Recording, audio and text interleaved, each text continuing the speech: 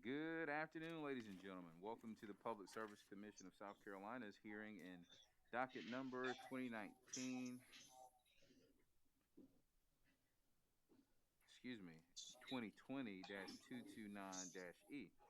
Dominion Energy South Carolina Incorporated, establishment of a solar choice metering tariff pursuant to South Carolina Code annotated section 58-40-20. Before we get started, we're going to take a commissioner roll call here in the hearing room. We have Commissioner Caston, Vice Chair Belzer, and Chairman Williams. Joining us virtually, we have Commissioner Powers, Commissioner Thomas, Commissioner Irvin, and Commissioner Williams. Before we continue, do we have any preliminary matters from the Commissioner Irvin? Yes, sir. Yes, sir. Just want to make sure I have with us. Before we get started, do we have any preliminary matters? Excuse me. Yes, Chair Williams, Thad Cully with Vote Solar. We do have one matter we wanted to bring to your attention regarding the unavailability of witness Thomas Beach for today. We have a very 2021 reason he is getting his second COVID booster, so we're excited for that and thankful for that. Okay, so he's unavailable for today is what you're saying? Yes, and I've consulted with other parties to take him out of order as necessary. All right, sounds good. Anything else? Applicant, please call your next witness.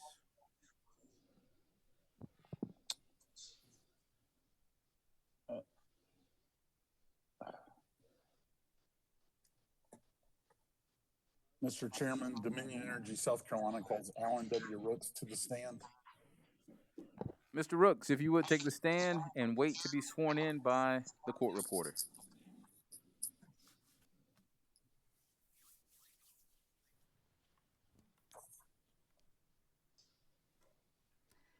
Mr. Rooks, if you would raise your right hand, please. Do you solemnly affirm the testimony you're about to give to be the truth, the whole truth, and nothing but the truth? I do. Thank you. Mr. Rooks, could you please state your name for the record? Alan W. Rooks. And by whom are you employed and in what capacity? I'm employed by Dominion Energy Services as Manager of Regulation for Dominion Energy South Carolina. And your title as Manager of Regulation, that's a new title that you obtained after the filing of your direct testimony. Is that correct? That's correct, and my duties remain the same. Okay, thank you. And Mr. Rooks, have you prepared or caused to be prepared under your supervision direct testimony of 12 pages? It was previously filed with the commission on December 15th, 2020 in this docket. I have. And in addition to the change in your title, do you have any other changes or additions to your pre-filed direct testimony? I have three small changes. Okay, please share those with us. On page 6 of the direct testimony, line 17, the word weekends should be replaced with Sundays. On page 7 of the direct testimony, on line 19, the word residential should be replaced with small general service. And on page 8, line 10, the word weekends should be replaced with Sundays. Thank you, Mr. Rooks. And aside from those corrections that we've discussed, if I asked you the same questions here today, would your answers be the same? They would. Mr. Chairman, at this time, I move that the pre-filed direct testimony of Mr. Rooks, as corrected from the stand, be read into the record as if given orally from the stand. Mr. Rooks' pre-filed direct testimony as corrected will be enter into the record as if given orally from the stand. And Mr. Rooks, have you also prepared or caused to be prepared under your supervision 2 exhibits labeled as exhibit numbers AWR1 and exhibit number AWR2 that were previously filed with the commission as an attachment to your pre-filed direct testimony in this docket? Yes, I have. And do you have any changes or additions to your exhibits? I have two changes, Okay, please share those and with they us. relate to each tariff. Okay, So, under Exhibit 1, page 1, under the on-peak hours section, at the very end where it says excluding holidays, in between those two words, we should add Sundays and. So for on-peak hours, it should now read excluding Sundays and holidays for both of those on-peak periods for summer and winter. okay. And then over on Exhibit 2, page 1 of 3, we would do the same thing. So we would add the words Sundays and in between excluding and holidays. And you would do that for both the summer on-peak hours and the winter on-peak hours. Is that correct, Mr. Rooks? That's correct. Mr. Chairman, I would also move into the record as the next hearing exhibit, the exhibits attached to Mr. Rooks' direct testimony as corrected from the stand and labeled as exhibit numbers AWR1 and exhibit number AWR2. AWR1 and AWR2 will be marked as a composite exhibit and enter into the record as hearing exhibit 6. Thank you. And Mr. Chairman, the company would be happy to, will be happy to file corrected versions of Mr. Rooks' testimony and his exhibits with the corrections that we've noted so that the public can see those on the DMS system. Thank you very much. Mr. Rooks, have you prepared a summary of your direct testimony? I have. Would you please deliver that at this time? Sure. Good afternoon, Chairman Williams and members of the commission. My name is Alan Rooks. I provided direct testimony in this docket on behalf of Dominion Energy South Carolina, Inc. on December 15th, 2020. And I respectfully request to provide the commission with this summary of the same. I'm employed by Dominion Energy Services as Manager of Regulation for Dominion Energy South Carolina, Inc. As Manager of Regulation, I am responsible for designing and administering DESC's electric rates and tariffs to comply with regulatory orders and relevant state statutes. And today I will sponsor the solar choice tariffs proposed by DESC in this docket. These tariffs were proposed in accordance with Act 62, which requires the Commission to approve solar choice tariffs to go into effect for applications received after May 31st, 2021. By way of background, DESC's existing NEM tariffs were established under Act 236 and allow one-for-one annual netting of energy on retail electric service rates. The existing tariffs were designed with the goals of Act 236 in mind and aim to encourage the adoption of rooftop solar. As described by witness Cassis, the existing tariffs were successful in that goal because DESC currently has over 90 megawatts of NEM capacity in its electric service territory. Customers on these existing tariffs can maintain service under those tariffs until either 2025 or 2029, depending upon when they enroll. However, as directed by the South Carolina legislature, the solar tariffs aim to achieve the new NEM-related principles within Act 62. These solar choice tariffs are available to residential and non-residential customer generators and incorporate TOU rates, a basic facilities charge, a minimum subscription fee, and avoided cost credits for exports. The tariffs for residential and non-residential customers contain identical rate structures with certain values adjusted to reflect usage characteristics specific to that customer class. Each tariff contains a basic facilities charge and a minimum subscription fee. The minimum subscription fee is based upon 3 kW for residential systems and 7.5 kW for small general service systems. Each tariff contains seasonal on-peak and off-peak periods with inflows and outflows of power measured on a 15-minute interval basis. These 15-minute measurements are then aggregated within the month by TOU billing period.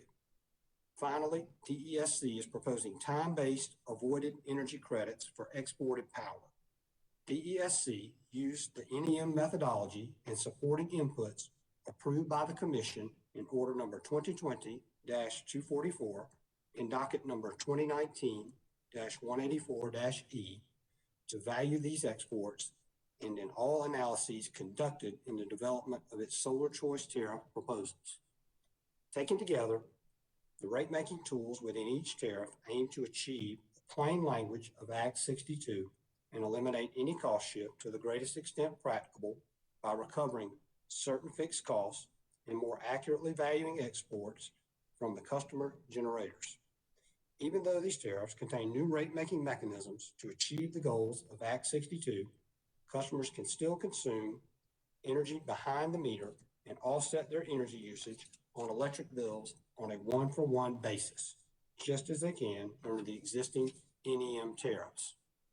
DESC believes that its proposed tariffs achieve the goals stated by the plain language of Act 62, which include compensating customer generators for the benefits provided by their generation to the power system and permitting behind-the-meter consumption without penalty, all while eliminating cost shift to the greatest extent practicable. Additionally, several questions were directed toward Witness Cassis regarding specific numbers related to cost shift.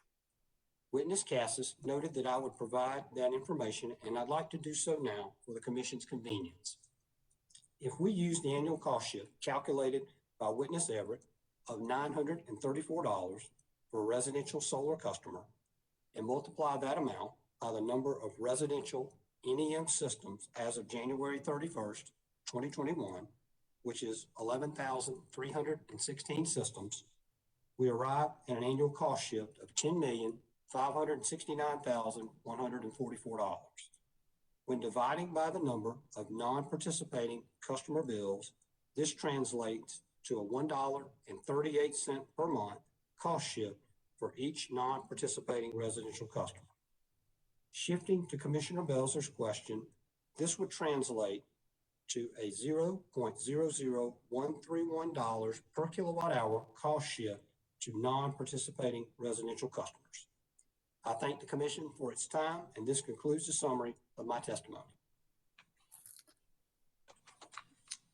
Thank you, Mr. Rooks. Mr. Chairman, Mr. Rooks is available for cross-examination by the parties and questioning by the commissioners.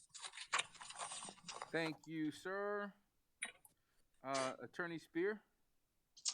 Attorney Spear present. Thank you, Commissioner Williams. Good afternoon, Mr. Rooks. My name is Taylor Spear. I represent Alder Energy Systems, LLC in this proceeding. Have you been present for any of the previous testimony? I have. Okay. It wouldn't surprise you then, correct, that I'm here strictly to talk to you about non-residential customer generation? Nope. Okay. Are you familiar with Mr. Robinson's report that he filed in the generic docket as well as in this proceeding? Not very familiar with his generic testimony, no, sir. No, not his testimony, but there's a report that he prepared and it was filed in the generic proceeding and in this proceeding. So I'm asking you if you have familiarity with that report. Not in great detail. Certainly not to the level that he would be knowledgeable about that report. You would agree with me that it measures growth in the non-residential solar market in terms of capacity, correct? Again, I don't have familiarity with that report. Would you dispute that on the first page of that report, it shows that non-residential solar is expected to grow under the current NEM policies by 11 megawatts over the next 10 years? I have no reason to dispute that. Okay. And that's stated in terms of capacity, correct? I believe so. All right.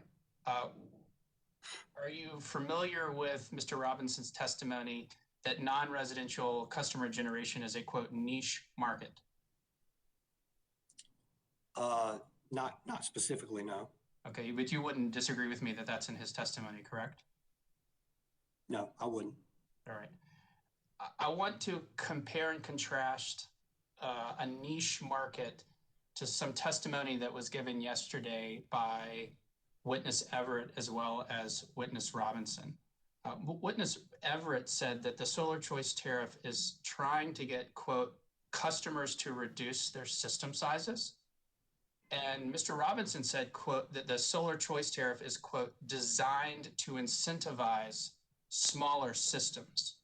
So I want to understand, if non-residential customer generation is a niche market and it's measured in terms of capacity, then how is a tariff designed to depress system size not also going to directly and in a correlated way depress the market? Well, I would say first off, I'm not aware of any prohibition on system size in the small general service tariff. Well, there's a prohibition in South Carolina law, clearly of 1 megawatt, but I'm referring specifically to this testimony. And this testimony came from Ms. Everett and Mr. Robinson, that the logic behind the solar choice tariff was to make system sizes smaller. So I'm asking you, if that's the intent of the solar choice tariff and non-residential is a niche market with limited customers, how is then the solar choice tariff not designed to decrease non-residential customer generation? I don't think it was designed to make the system smaller. It was designed it targeted the goal of offsetting behind the meter of usage. And it also, it did so without overbuilding of systems and creating a lot of export power onto the system. I think those were kind of ideas that we had in mind as we designed the tariffs. But I don't think it's designed to produce small systems per se. Are you aware that Dominion's position in this proceeding is that medium, large commercial, and industrial customers do not present a cost shift such that they should be subject to the solar choice tariff? Yes. Why then does the solar choice tariff include these customers? Include which customers? Medium and large commercial and industrial. I believe the solar choice tariff is applicable to small general service customers. And the reasoning behind that is those customers and those rates generally tend to be two-part tariffs. We have a couple of tariff offerings in that class of customers that have demand charges. But for the most part, those tariffs are comprised of basic facilities and energy charges. And so those particular tariffs are probably more susceptible to the cost shift that we're here to discuss today and have been discussing this week. Mr. Rooks, what is Dominion's rate 9? It is its general service rate. And what type of customers does it include? It would be all sorts of what we refer to as mom and pop type customers. It could be banks, gas stations, barber shops, attorneys' offices, and the like. Could it be large manufacturing facilities? It could be. Could be. Could it be an industrial facility that's producing chemicals? It could be. Wouldn't you categorize those two elements of customer class, at the very least, industrial and large commercial? Well, I think our large general service rates define it as above 1,000 kW. And so generally, you would tend to only see customers on rate 9 that had lower load factors.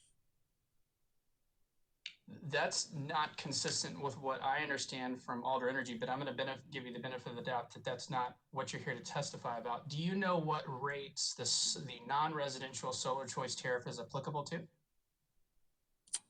It's the small general service class rates, and that's rates 3, 9, 10, 11, 12, 13, 14, 16, 22, 28. So right. These are all general service rates, what we refer to in the industry as end use type rates, school service, farm service, irrigation service, and the like.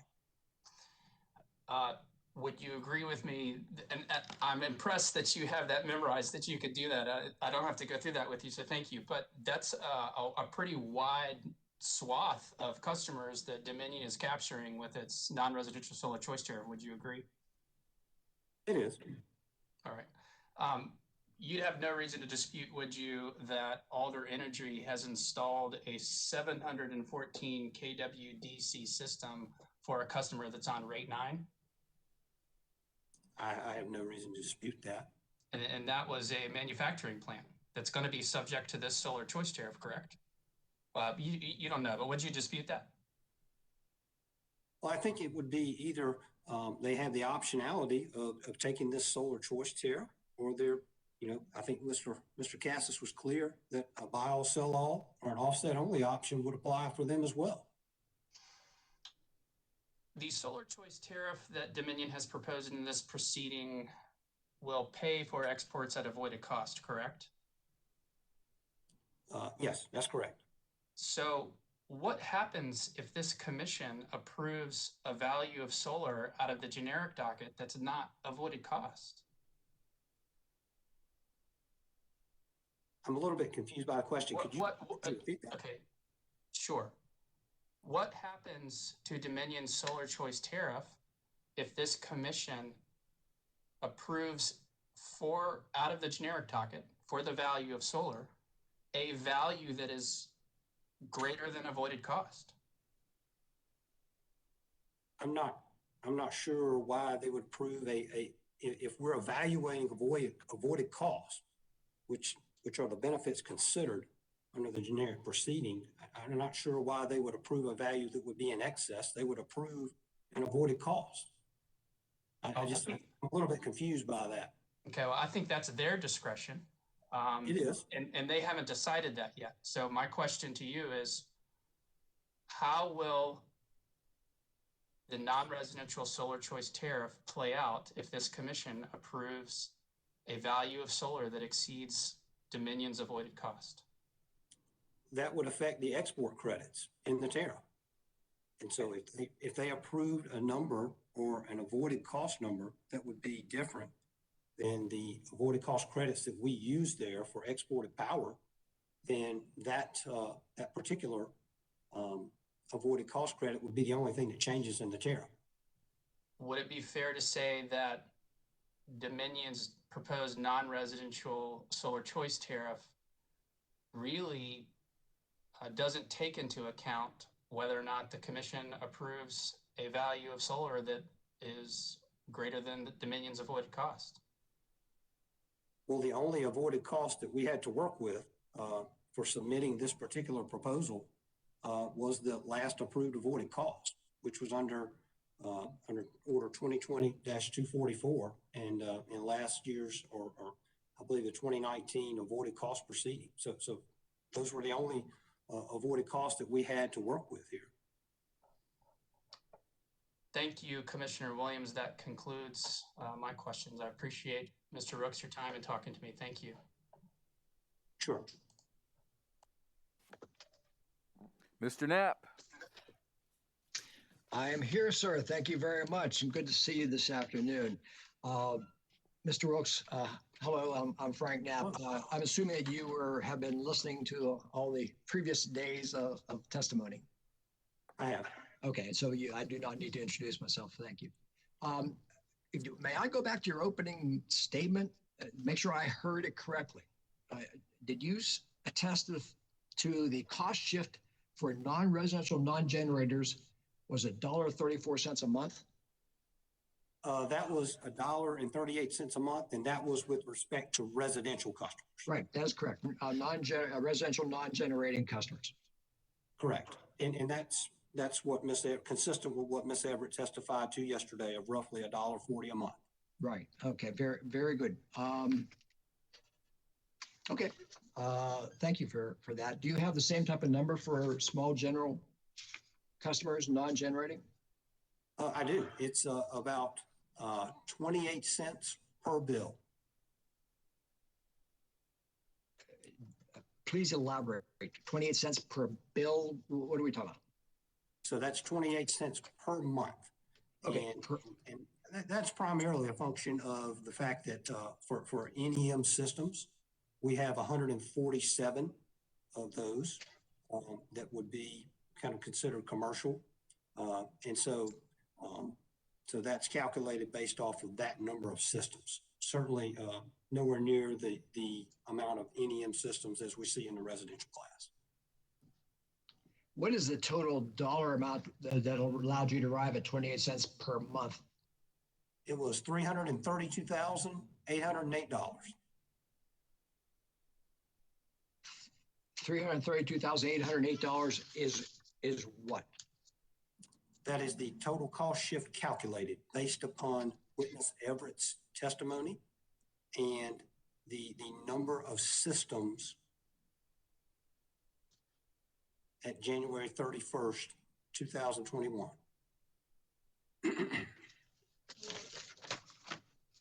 Okay. I am surprised you did quantify that. Thank you very much. I appreciate that. Let me get away from the quantification thing for a little bit. Let's go back to the basic facility charge for residential and small general services. Tell us again what that basic facility charge is to recover for Dominion. It's really to recover customer-related costs. Can you elaborate, please? Well, when a utility undertakes a cost of service study, it generally at a high level, and I've been out of cost of service for a few years, so bear with me. Okay. But we always hear the terms functionalize, classify, and allocate. So functionalize, you're functionalizing between production, transmission, distribution, different components of the system. And then when you classify generally between customer, demand, and energy-related costs. And so those types of classifications, when we think about that, is costs that are contingent upon the number of customers or the demands a particular customer places upon the system, or the energy usage or the variable usage that customers place on the system. So costs are quantified or classified in one of those three categories, and then finally they're allocated. And when we talk about allocation, that's when the cost of service allocates all of those costs to classes of service. So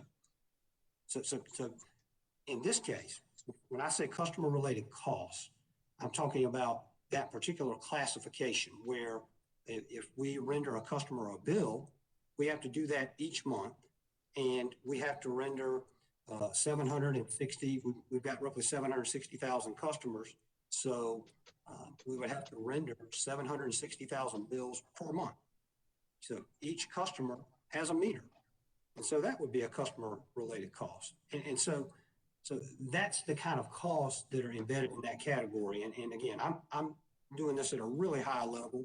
The cost of service study literally takes all of our costs and goes through line by line, account by account, and allocates those costs to customer classes and classifies each of those costs in a very detailed manner.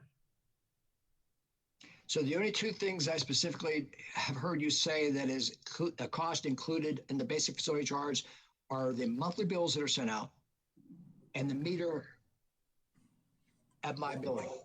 Yeah, don't take those for an all-inclusive list because it certainly is not. I understand, but I would Just like to trying to hear give examples. I'm sorry. Okay. And those costs are the same for everybody.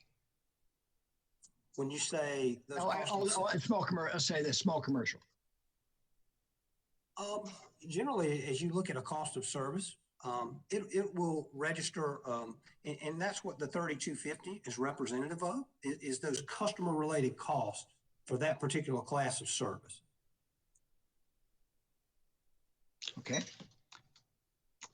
I'll apologize if I tell you that $32.50 a month for what you've described seems an awful lot since it's continuously coming in. But okay. That $32.50 a month then equates to $390 an additional cost per year for me, for each of my two commercial buildings that are using solar. And that will impact me starting in 2026. And for a lot of people, not until 2029. Is that correct?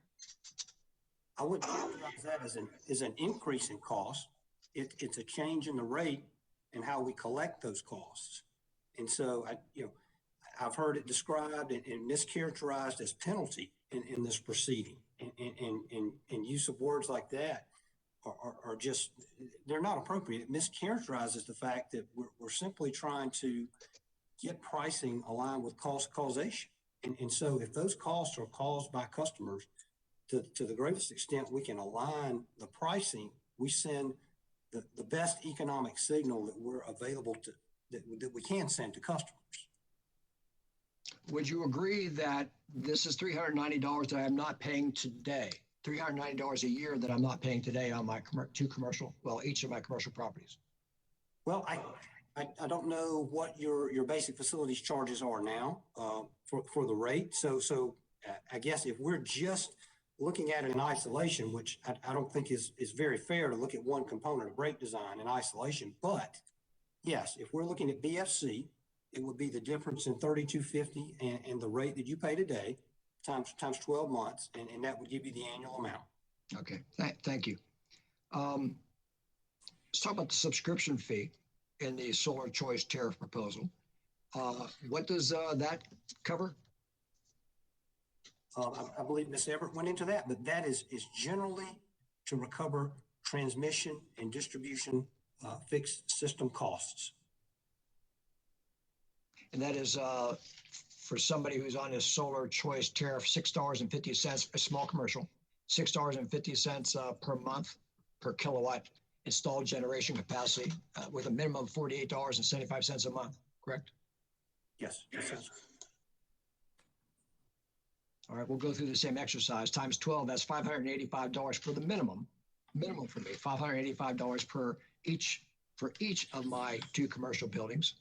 Again, starting for me in 2026, others maybe 2029. Would that be correct? Yes. Okay. That's $975 more a year that I will be paying compared to what I'm paying now in the solar net metering program. And that's actually the minimum amount, because we haven't even talked about the usage and export credits and all those things that are also not going to be favorable. So my minimum cost per commercial facility is $975, but it's probably going to be much higher than that. Would you agree? Your minimum cost, you're saying? Minimum cost. I'm just looking at the subscription fee minimum, and I'm looking at the basic facility charge, adding those two together, multiplied by 12. Yeah, and I think to be fair, Mr. Knapp, you'd have to do an evaluation of the entire tariff, because to the extent that your systems are able to offset on-peak power of 17 cents, 18 cents, and then the other cents are the other charges on the off-peak, which are close to 7 cents. There's value there as well. And then to the extent there's any exports, you'll get compensated at the avoided cost. And so I think the things to look at here are that this solar choice, it will be an option, one option that you have, and then there will be a buy all, sell all option, and there will be an option to offset only when you get there. So, and I just want to be clear that we're going to work with customers as we approach these deadlines, as we do today. If customers approach us and ask us, we're going to work with them to determine the best option and the best pathway for them for these existing systems. Yeah, and I understand, assuming that it goes into effect the way it's been proposed. You mentioned 2 things there. One, the export credits are going to be significantly less than that 1-to-1 now, right? Yeah, yes, avoided costs are less than Right. full Okay. retail rate. Correct. All right, so that's for me less savings. And then you mentioned about the ability for me to shift from peak to non-peak demand, that my system should be able to do that. Tell me how I'm going to do that. No, I didn't say the system would shift or be allowed to do that. What I was stating is that your consumption if you look and I'm just going to use rate 9 as an example. Probably the energy charges for rate 9, I suspect, are around 11 or 12 cents. If you'll notice on your tariff sheet there, for small general service, the all off-peak category, that's about 6.8 cents. And so that's a gap of 4 cents per kilowatt hour. So that's not only applicable, or let's take solar out of the equation for just a moment. That's applicable to your usage as well. So when we talk about the increase associated with the basic facilities charges, and when we talk about the subscription fee and the increases there, you can't just look at those in isolation. You have to look at the total value proposition of the tariff. And so, if we're looking at 6.8 cents, 4 cents a kilowatt hour usage, and if you look at that off-peak category, that represents about 88% of the hours each year. I would say that, you're going to see a pretty substantial amount of money. Now, you've got to quantify that. And again, there are other options, but certainly, you'll have options when you reach 2025. Thank you. You make it sound so good. I don't know why anybody's complaining. Okay. Let me just finish up my math and my concern about loss of savings. I calculated for that one building that I have saved about $1,965 on that one building a year because of the net metering program. And I see it from my perspective, I see a cut of about 50% of my savings from my math. Now, I will gladly have somebody run the numbers for me. I actually tried that, and that's the numbers that we come up with. Okay, just want to let you know that why the concern. Concern is when I look at it, look what's going on, what the tariffs I see without what you had just described, which I don't know how that will work. I see a major loss of savings for me from my investment in that commercial unit. Let's move to, you're familiar with the Dominion's proposed general rate hike, Docket 2021-25-E, currently before the commission? I'm familiar. Okay.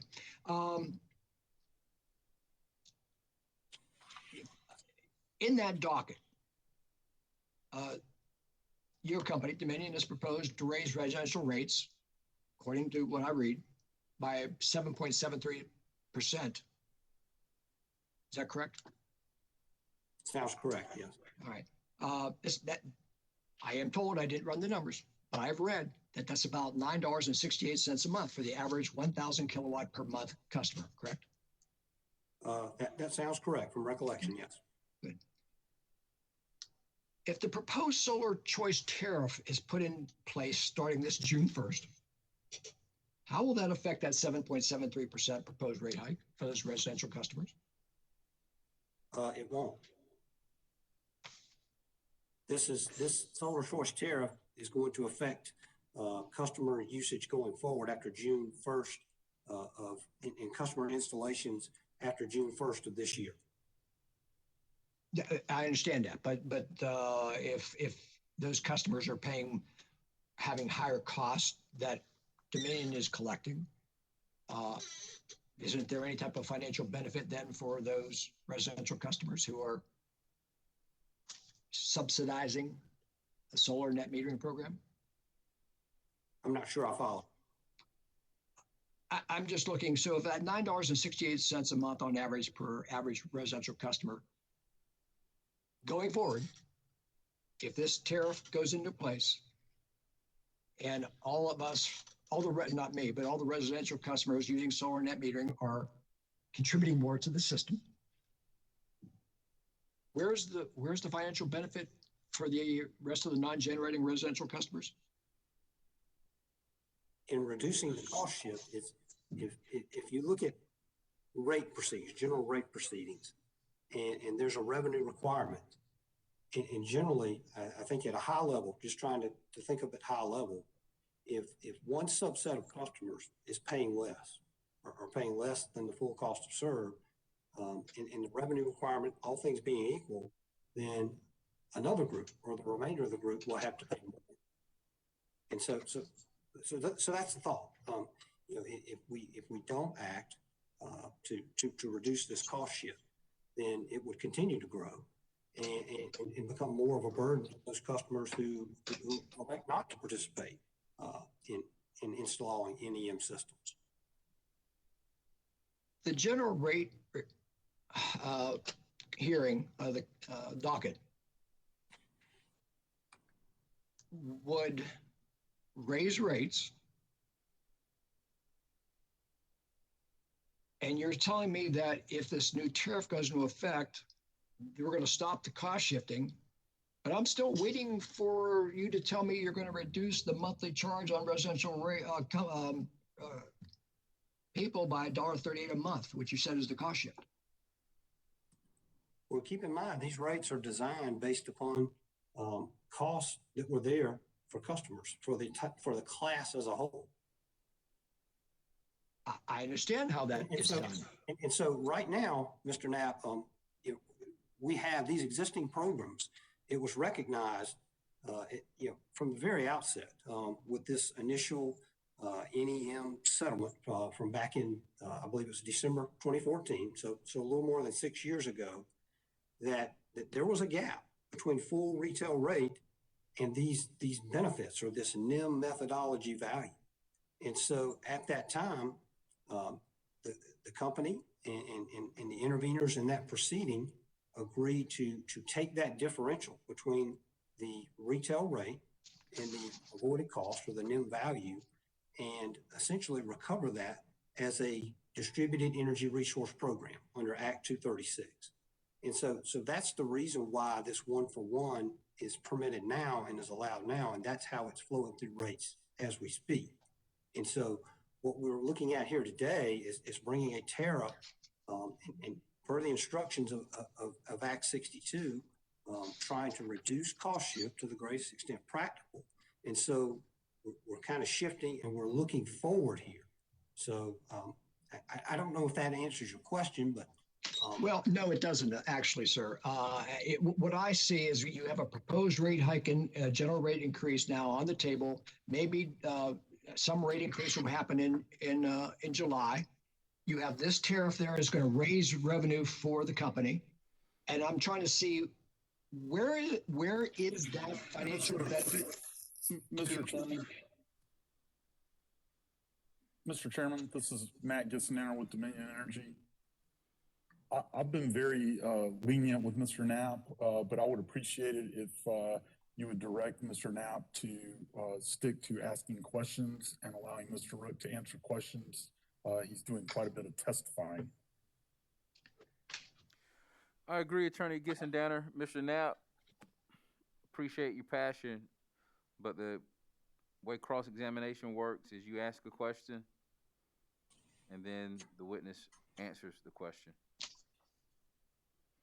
Mr. Chairman, yes, I do. Yes, I do. Mr. Chairman, I believe I've let the witness answer all the questions I've asked. I don't believe I've interrupted you. If I have, I apologize. No, that's not the issue. After he answers, you then give commentary about the answer. That's not allowed. Okay. The only question that one question was simply, where is the financial benefit immediately to the non-generating residential customers? That's the essence of the question. Where's the benefit to non-residential customers, you said? The immediate financial benefit to the non-residential customers starting whenever this tariff goes into effect. It essentially begins as soon as, and I believe Ms. Everett was clear, as soon as the customer begins generating the power.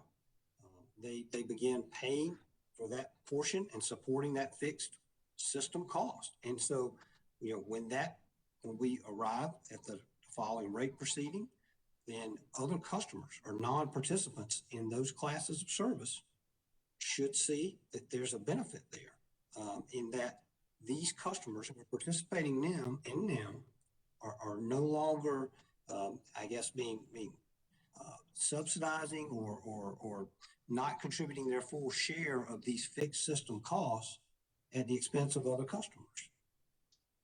I was actually just asking when the non-generating customers were going to directly financially benefit. That was the question. Financially benefit through reduced costs when rates are set. Oh, well, that's good. Thank you. And at what point in a future rate hearing are those going to be taken into consideration? Those reduced costs to the non-generating. That would be the company's next general rate proceeding. Okay. And so I just want to make sure I'm clear. Reduced cost is not the best word there or the best wording or phrasing. It's the fact that you have one group of customers, if they're not paying that full fair share, then the remaining customers, given the same revenue requirement, whatever that may be, would pay more. All right. And thank you. You did answer the question. It will be the next general rate hearing that there might be a financial benefit.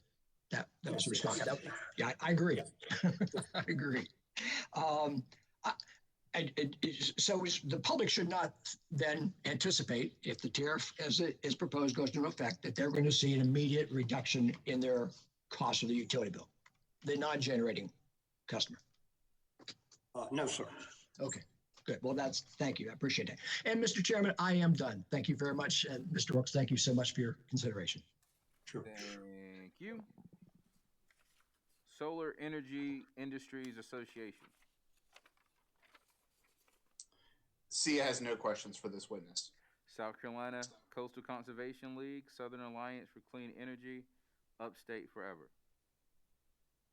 Good afternoon. Thank you, Chair Williams. Mr. Rooks, I'm David Neal. It's good to see you this afternoon. Good to see you.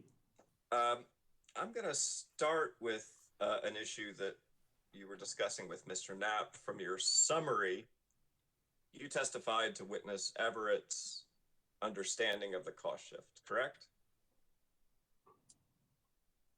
If you're speaking about the $1.38, I presume? Yes, that was part of your summary this afternoon. Correct. And that came from Ms. Everett's testimony, you said, right? Yes. And you would agree that her calculation, her understanding of what a cost shift is based on the bill savings that net energy metering customers receive as a result of their private investment in solar, correct? I don't know if I would agree with that. I think Ms. Everett calculates a bill without solar, and then I think she calculates a bill with a solar installation, and she looks and examines the differential, and then she deducts the benefits provided by the system to arrive at a cost shift. And that's my understanding. Well, another way of saying that is Ms. Everett looked at what a residential customer was paying to Dominion before they installed solar. Correct. And then she looked at what they're paying to Dominion after they installed solar, and that was the main factor in her understanding of what a cost shift is, correct? I would say net of the benefits provided by the distributed generation. And I would say, yes, that's the final step. And the net of the benefits here is net of avoided cost of of a 3 kilowatt system, correct? I believe it's 3.5 cents per kilowatt hour. And, based on the system, I think she evaluated that cost or that cost shift, I believe, at a 7.2 kW size system. Well, just to make sure we're all clear on this, so part of her calculation included what she described as a rate design cost shift. Do you recall that part of her testimony? I do. And you recall that she based that part of her calculation on, and this is on page 23 of her direct, on the behind the meter consumption of the typical net energy metering customer. Again, then deducting what she considered the avoided costs from that. Do you recall that? I recall that, but certainly Ms. Everett would be more familiar with that than I am. Well, given that you testified to it today, I just want to underscore that of that $934 that you testified to this afternoon, about half of that, or $459, comes from what she describes as rate design, which is solely based on the behind the meter consumption of the energy metering customer today, correct? If that's in her testimony, I have no reason to dispute that. And another way, again, you got to this with Mr. Knapp, but I just, again, want to be really clear because sometimes the discussion of cost shift is in the present tense, as if it's happening today. You would agree that any reduction in revenue to Dominion as a result of savings from net energy metering customers doesn't actually result in any costs being shifted to non-participating customers until after that's factored in a general rate case in the future, correct? Well, I disagree. I think that's where you see the ultimate manifestation of a cost shift is when rates are redesigned. But that doesn't mean the cost shift is not occurring. If a customer installs a NIM system and they're not paying that share of those costs, then that cost shift is taking place. Well, Mr. Rooks, just to be sure we're speaking the same language, Dominion can't impose a rate increase on non-participating customers outside of a general rate case, correct? On any customers, we have to come before the commission to have rates approved in any case. So in the interim, if Dominion is receiving less revenue from a certain subset of customers because they've installed solar, Dominion can look at that reduced revenue and come into a general rate case and say to the commission, we need to recover this revenue. But there's not an actual shift to bills of non-participating customers until or unless that happens, correct? I would say yes. When rates are redesigned, yes, that's when the costs, or I guess, are borne more accurately by the customers who have the systems and the customers who don't have the system. And in response to Mr. Knapp, you said a couple of times that it's unwise to look at one aspect of a rate in isolation. Do you recall that testimony? I do. And you would agree it's also a challenge to the commission to look at one rate in isolation, that typically the commission does not engage in single issue rate making. Isn't that right? Well, I think there are other instances of single issue rate making around, just for example, our fuel or our DSM mechanism. Those are independent mechanisms, but yes, generally these, a particular issue such as NIM is evaluated from time to time and not on a recurring basis. Yeah. But the advantage of a general rate case is that the commission can look at any possible revenue declines to the company in the broader context of load growth and other factors that might play a part in determining what costs are apportioned to any given subset of customers, correct? Sure. A general rate proceeding it involves a full determination of the cost of the utility. So turning your attention now, Mr. Rooks, to the issue of the basic facilities charge, again, that you discussed with Mr. Knapp. It's Dominion's proposal to increase the residential basic facilities charge by $10.50 per month to $19.50. Is that right? For the solar choice tariff offering, correct. And you would agree that the basis for your belief that that proposed basic facilities charge is cost justified, that comes from the results of the company's cost of service study, correct? Yes, correct. And as we spoke of earlier, the customer related costs. And in the pending general rate case, the cost of service study found a customer related unit cost of $19.49 per month for residential class. Is that right? That sounds correct. And Dominion just rounded up a penny and decided the basic facilities charge for the solar choice tariff should be $19.50, but based on that unit cost study. Yes, And you would agree that Dominion's cost of service study classified a portion of distribution plant as customer related, correct? yeah, don't recall the specifics, but yes, I believe that's the case. And well, maybe this will speed things up. You recall that DESC witness Kokums provided testimony about the company's cost of service study in the pending general rate case, correct? I do. Chair Williams, we would respectfully ask that the commission take judicial notice of the testimony and exhibits of DESC witness Kokums from the merits hearing on January 8th, 2021, from the DESC general rate case in docket number 2020-125-E. Notice taken. Thank you. Now, Mr. Rooks, is it Dominion's intention to get that $19.50 per month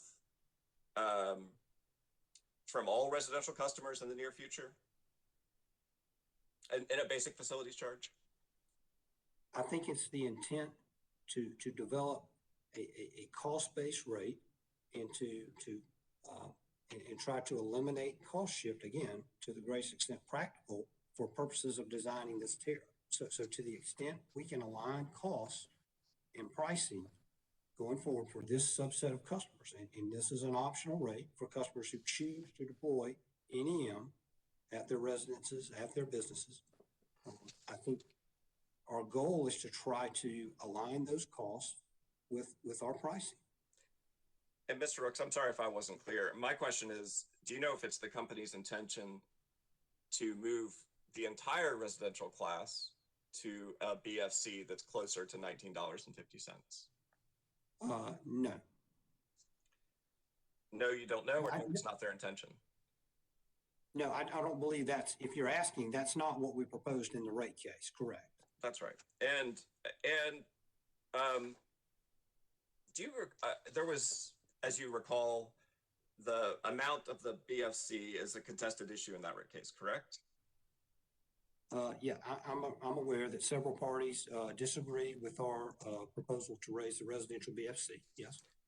And do you know if we removed from the calculation of customer-related costs the shared distribution system, so anything that related to poles, wires, and transformers, if we said those are all demand-related distribution plant costs, and restricted the customer-related costs to billing, meters, service drop, customer service, those types of things. Do you have an idea of what the cost-justified BFC would be?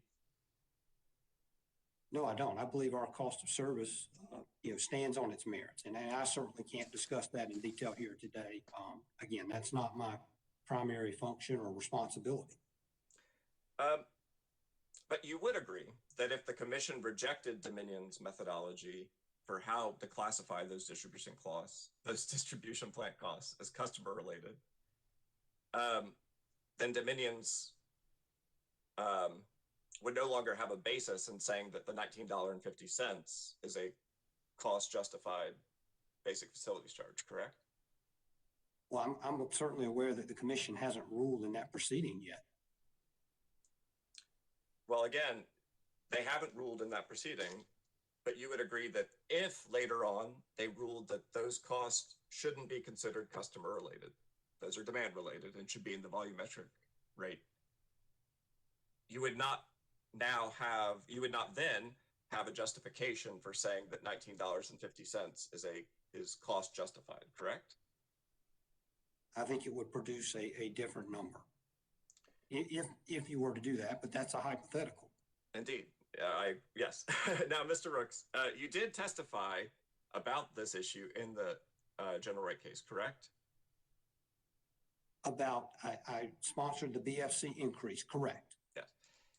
And in fact, if it would help refresh your recollection, I would like to share page 7 from your direct in the general rate case because it's about this issue of the basic facilities charge.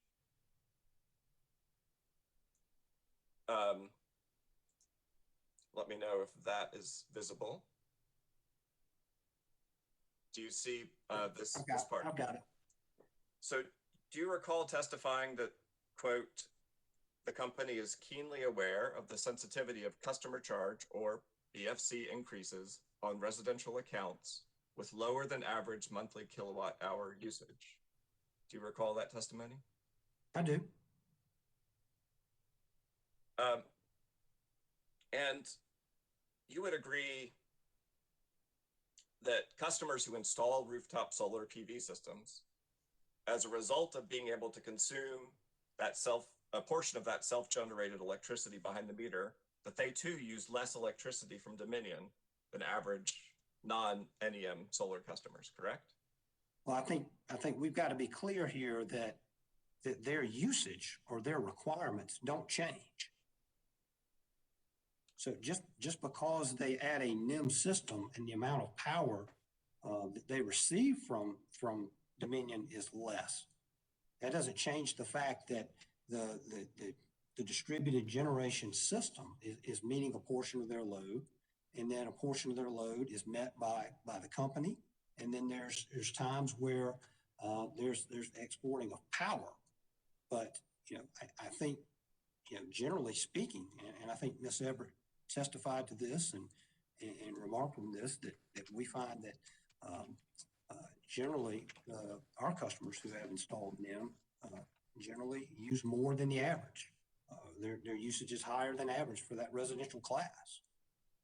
And again, Mr. Rooks, when you say their usage is higher, you're discussing a combination of the electricity they purchase from Dominion and the electricity that they self-generate and self-consume behind the meter, correct? Yes, they're household requirements, if you will, exclusive of any distributed generation, correct. And you would agree that once a customer installs solar, their average demands on the average kilowatt hours that they purchase from Dominion are reduced, correct? Yes, correct. Now,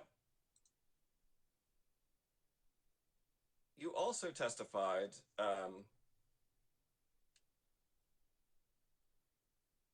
that one of the reasons why the company decided to only ask for a $2.50 increase in the basic facilities charge for residential customers generally in the rate case was to comport with principles of gradualism in rate making. Do you recall that? I do. And do you think, is it Dominion's position that a 105% increase in the basic facilities charge for solar choice customers also comports with the principle of gradualism? I think this comports with trying to allocate costs and to execute cost causation in an appropriate manner. We're trying to align the pricing with the costing for these particular customers. And so we're trying to, again, we're under the directive here in the act to minimize cost shift, any cost shift to the greatest extent practical. So where do you start? You start by assigning those customer costs appropriately and assigning the fixed cost appropriately and the energy cost appropriately. And so, that becomes kind of the starting point for your rate design. And Mr. Rooks, I want to be clear in my question. I know that you're not going to say that you disagree with the company's proposed rate design. My question was different. Do you agree that 105% increase in the basic facilities charge comports with the principle of gradualism in rate making? Certainly it doesn't, but I wouldn't say that, it's not applicable to the entire class of service customers here either. Now, you would agree that in the marketplace for goods generally, consumers are not charged a fixed upfront fee in order to be allowed to purchase goods. So for example, if I want to buy a gallon of milk or a gallon of gasoline, I'm not charged an entry fee by the grocery store or the gas station before I make that purchase, correct? I'm not, but I know my cell phone bill certainly has a fixed monthly fee every month. So certainly that comes to mind. Well, but if a gas station, for example, did charge a fixed fee before you could pump gasoline, the overall impacts of that fixed charge would be more significant for someone who purchases 1 gallon of gasoline than for a person who buys 10 gallons of gasoline, correct? I guess if you're looking at that in isolation, yes. And it's really the relation. Oh, sorry, I didn't mean to interrupt. Are you finished? Yeah, sure. Go ahead. But you would agree that the relationship between the volume of consumption and the size of the increase in the fixed charge is one of the factors that made the company sensitive to the customer charge increase in the residential accounts with lower than average usage that we talked about earlier, correct? Yes, certainly in rate proceedings, there's sensitivity around customer charges. We're aware of that. I've stated in the testimony. I think we're very clear on that. And again, just the overwhelming majority of residential customers are on a two-part rate. You would agree, right? There's the per kilowatt hour volumetric rate and the fixed basic facilities charge, correct? That's right. And you would agree that the solar choice tariff proposed by Dominion in this docket adds a third element called a subscription charge that is also a fixed charge based on the size of the installed solar PV system, correct? Yes, I'm aware. And again, you agree there's a relationship between those two elements, such that if you increase the amount of revenue recovered from the fixed charges, you necessarily are going to reduce the amount of revenue recovered from volumetric charges, correct? Yeah, I guess all things being equal, if you solve for a number or a revenue requirement, yes. And are you familiar with the concept of price elasticity of demand? Yes. I'm sorry. Yeah. Yes, I've heard of that. And would you agree that price elasticity is an economic measure of the change in the quantity demanded or purchased of a product in relation to a price change? I am.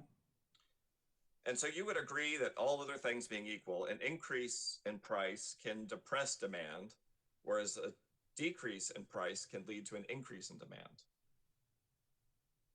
Yes, generally speaking. Now, have you calculated what the possible increase in electricity usage could follow from Dominion's proposed solar choice rate design, which shifts more of the cost recovery away from the volumetric rate and into fixed basic facilities charge and into the subscription charge? Have I calculated that? I have not. And now, I know that the solar choice proposal had a slight modification today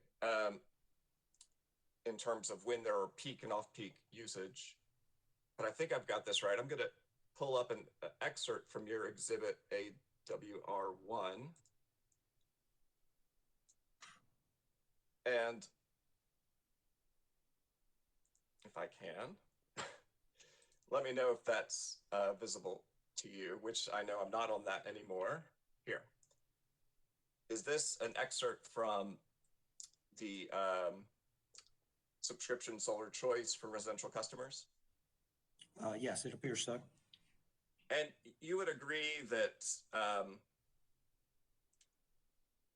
that this shows, from this information about when the on-peak hours are and when the off-peak hours are, a person could pretty easily calculate how many hours out of the year are on peak and how many are off peak, correct? Yeah, customers can make assumptions on that or take whatever information they have available to them and calculate that, correct. Now, I heard you say earlier a percentage of how much of the year is off peak under Dominion's subscription solar choice proposal. Do you recall what that percentage is? And that's referring to the relationship of on-peak hours to off-peak hours. and that's about 88% of the hours is in off-peak in our proposal. And Mr. Rooks, I want to be sure. 88% of the annual hours. 88% of the annual hours. Now, and again, does that take into consideration the correction that you made today that adds Sundays as off-peak days in the summer and winter? Yes. And, oh, I have just a minor question. You list holidays as including Thanksgiving Day and Memorial Day. Do you see that here at the bottom? Yes. Yes. Now, why did Dominion list those holidays when there are no on-peak hours in the months of November or May? That's just generally comporting with our other tariffs. We're just making clear that those holidays are excluded from the tariff as far as on-peak hours. Right, but there are no on-peak hours in November or May when Thanksgiving and Memorial Day occur, correct? That's correct. So I tried to make an adjustment to this afternoon when you said that Sundays are also not included as on-peak days.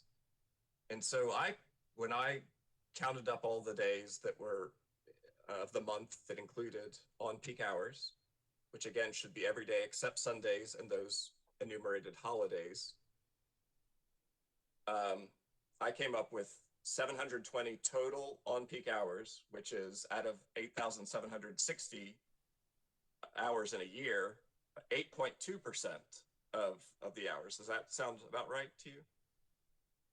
I don't have the exact numbers and calculations. That was in Miss Everett's testimony, and so doing that on the fly here, I certainly can't do that. So that's a number that I followed up with her on and confirmed with her.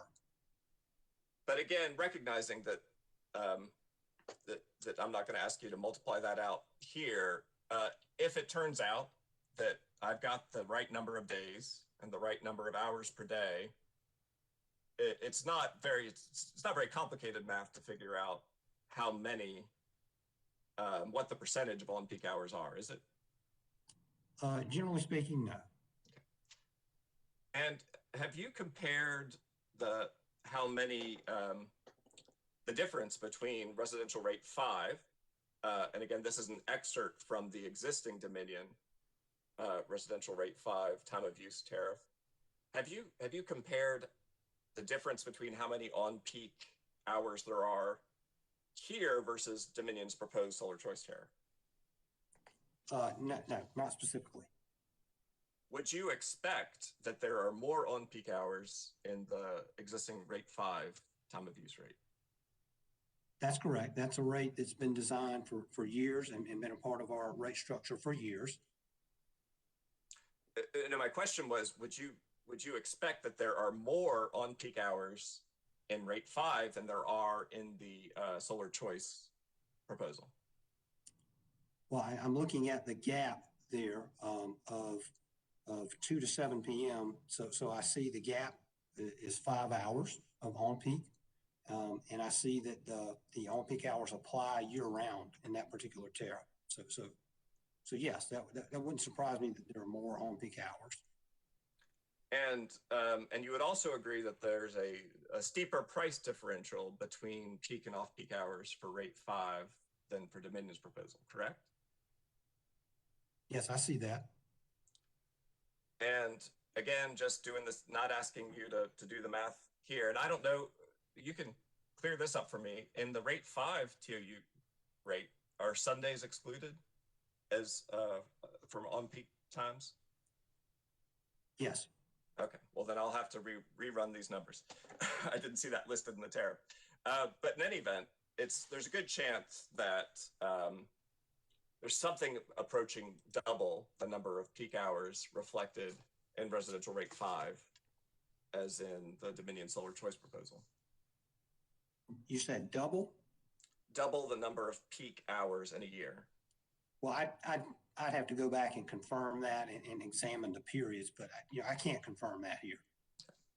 I certainly don't disagree with your argument that there's probably more, but I just can't confirm the exact amount here. Well, and again, there would have to be more given that every month is covered with peak periods, correct? Correct. And that the peak periods are 5 hours long and not 4 hours long, correct? That's correct. And you would agree that if I'm right, and that it's over 90% of the year that is that the solar choice customers will pay the off-peak rate of 6.735 cents per kilowatt hour, you would agree that Dominion doesn't otherwise offer any residential customers a rate that low, correct?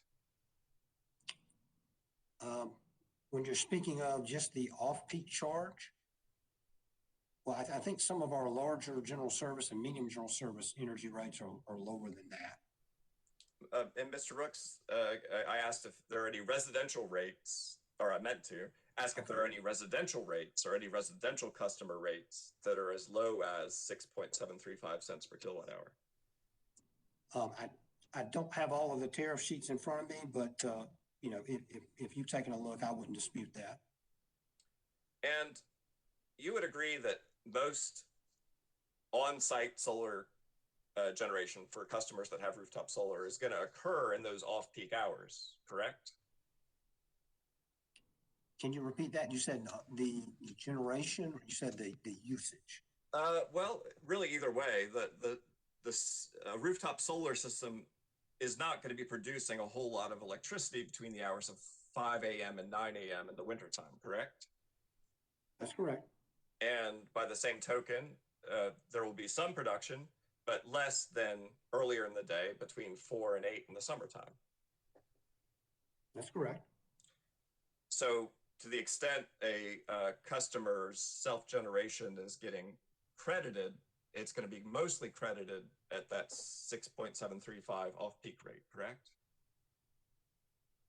Yes, it will be offsetting power at that rate, but same goes for their usage. If it's an intermittent system and let's just say it's a cloudy summer day, but it's still hot, still a lot of demand and customer usage, the customer will also pay 6.7 cents at that time as well. So they're paying a lot less than the retail rate here, just to be clear. That's right. No, it is. I understand from your testimony and from Ms. Everett and from Mr. Cassis that the way that customers can save with the proposed solar choice net metering tariff is from their consumption of electricity from Dominion at a lower volumetric rate. Isn't that right? That's correct. Now, we were just talking about residential rate 5. I want to be real clear. Dominion didn't propose any changes to that rate in the pending rate case, correct? No, not to the structure, no. Now, turning your attention to Dominion's use of the summer coincident peak demand allocator in its cost of service study, you would agree that Dominion continues to experience continues to allocate its generation and transmission costs according to a summer peak method that considers the hours of 2 to 6 p.m. on the summer day with the most usage, correct? In this past general rate case, and yes, that's correct. And again, Dominion didn't propose any changes to that aspect of its cost of service methodology in the rate case. Not in this rate case, no. And you would agree that when we were just looking a minute ago at rate 5, that the peak periods under rate 5 for the summertime correspond to that 2 to 6 p.m. period, and with a little bit extra, that the summertime peak period is from 2 to 7 p.m. in the summertime, correct? Yes, they do. Which overlaps nicely with how the company does its cost of service study, you would agree? Yeah, for this particular case, I would, for informational purposes, that if you examine the company's peaks and when they occurred over the last 7 years or so, we've had 3 winter peaks and 4 summer peaks. And I think the company has been clear in its IRP that it maintains it's going to need a higher reserve margin or maintain a higher reserve margin in those winter months than summer months. And so we're at a point where that summer to winter relationship and peaking, and then what we plan for may very well be changing. And so that certainly was one of the considerations in development of this tariff, because this tariff is a forward-looking tariff. And so, those rates in that particular rate case, yes, they were designed off of that summer peak, but I just want to be clear that the company may be in a period of transition with respect to its peaks. So, that particular costing methodology, I can't say today, but going forward, we could see a change there. But Mr. Ricks, you would agree that the cost of service study forms the basis for the rate structures, the rates that are otherwise applicable to customers, correct? That's correct. And so all the other rates that are at issue in the general rate case are based on that, among other things, the summer allocator, the summer coincident peak allocator that we were just talking about, correct? They are. And again, when I say the rates were based on the summer peak allocator, the allocation of the revenue requirements, rate design takes those revenue requirements and based on the existing characteristics of each rate, solves for that revenue requirement. Now, you would agree that rates should promote the efficient use of electricity, correct? Yes. In fact, I believe that you testified on this topic as well in the general rate case.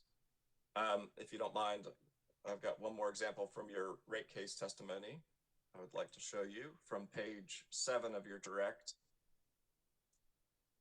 Can you see that? I can see that. And so you would agree that you testified about the objectives in rate design that drove your choices in the general rate case, correct? Yes. And that included your testimony that in addition to having your pricing rates appropriately, you testified at line 8, we believe that rates should be designed to recover costs and to provide clear market signals to promote the efficient use of electricity.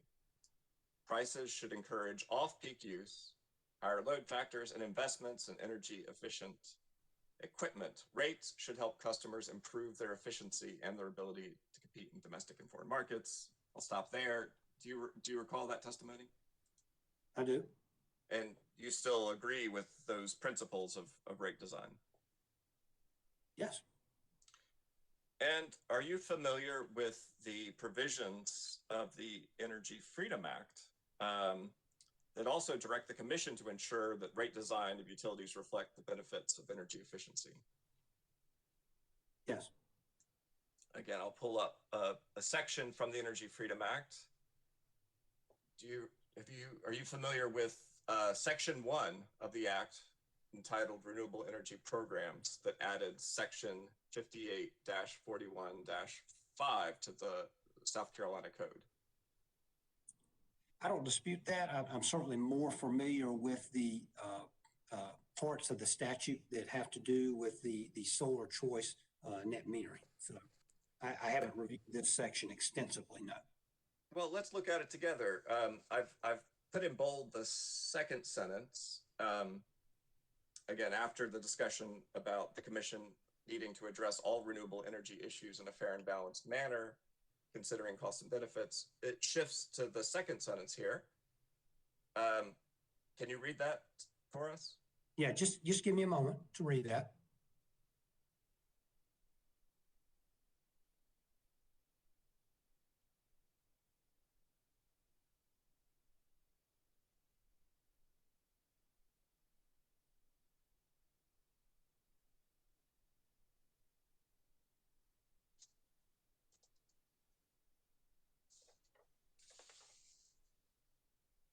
Okay. So you agree here that the General Assembly directed the Commission in rate design to consider, among other things, the benefits of customer renewable energy, energy efficiency, and demand response, correct? Yes, I see that. And I'm also aware that it's very clear in the solar choice statute that it directs this commission to consider tariffs that eliminate cost shift to the greatest extent practical and ensure customers can still use or consume power behind the meter without penalty. And I think our rate does that. And I think Witness Robinson last night was very clear that the economics of our proposal are still very strong. Mr. Rooks, I believe, yes, we're all going to be hearing that language in our sleep before long. I'm going to turn your attention now to Section 2 of the Energy Freedom Act, which added Section 58-27-845 to the South Carolina Code. Are you familiar with this section? Not specifically. Do you see here where it says the General Assembly finds that there is a critical need to, 1, protect customers from rising utility costs, and 2, to provide opportunities for customer measures to reduce or manage electrical consumption from electrical utilities in a manner that contributes to reductions in utility peak electrical demand and other drivers of electrical utility costs. Do you see that? Yes, I see that. And you see that number 3 there talks about equipping customers with the information and ability to manage their bills. And moving on to Section B, do you see the emphasis here on, again, on giving customers the ability to employ such energy and cost-saving measures as energy efficiency, demand response, or on-site distributed energy resources in order to reduce consumption of electricity from the electrical utilities grid and to reduce Mr. Chairman, utility costs. Mr. Yes. Chairman, this is Matt Gissendower with Dominion Energy. There are a whole host of sections to the Energy Freedom Act, but most of them are irrelevant to this proceeding here, which is under 58-4020. And I would just object to this line of questioning on the grounds of relevance and would ask that we move along. Chair Williams, may I respond? Yes. I would certainly disagree that this is irrelevant. This is the General Assembly's declaration of critical needs that have to inform the Commission's decisions when it's making when it's designing rates. So I don't see any way in which it's not relevant to this proceeding. Mr. Objection Chairman, if I might overruled. Keep going. Try to reach your point, though. You spinning. Yes, sir. All right. So, Mr. Rooks, you would Matter agree. Matter of fact, let's do this. Let's take a 10-minute break, and we can come back at 4:40. We're in recess until 4:40.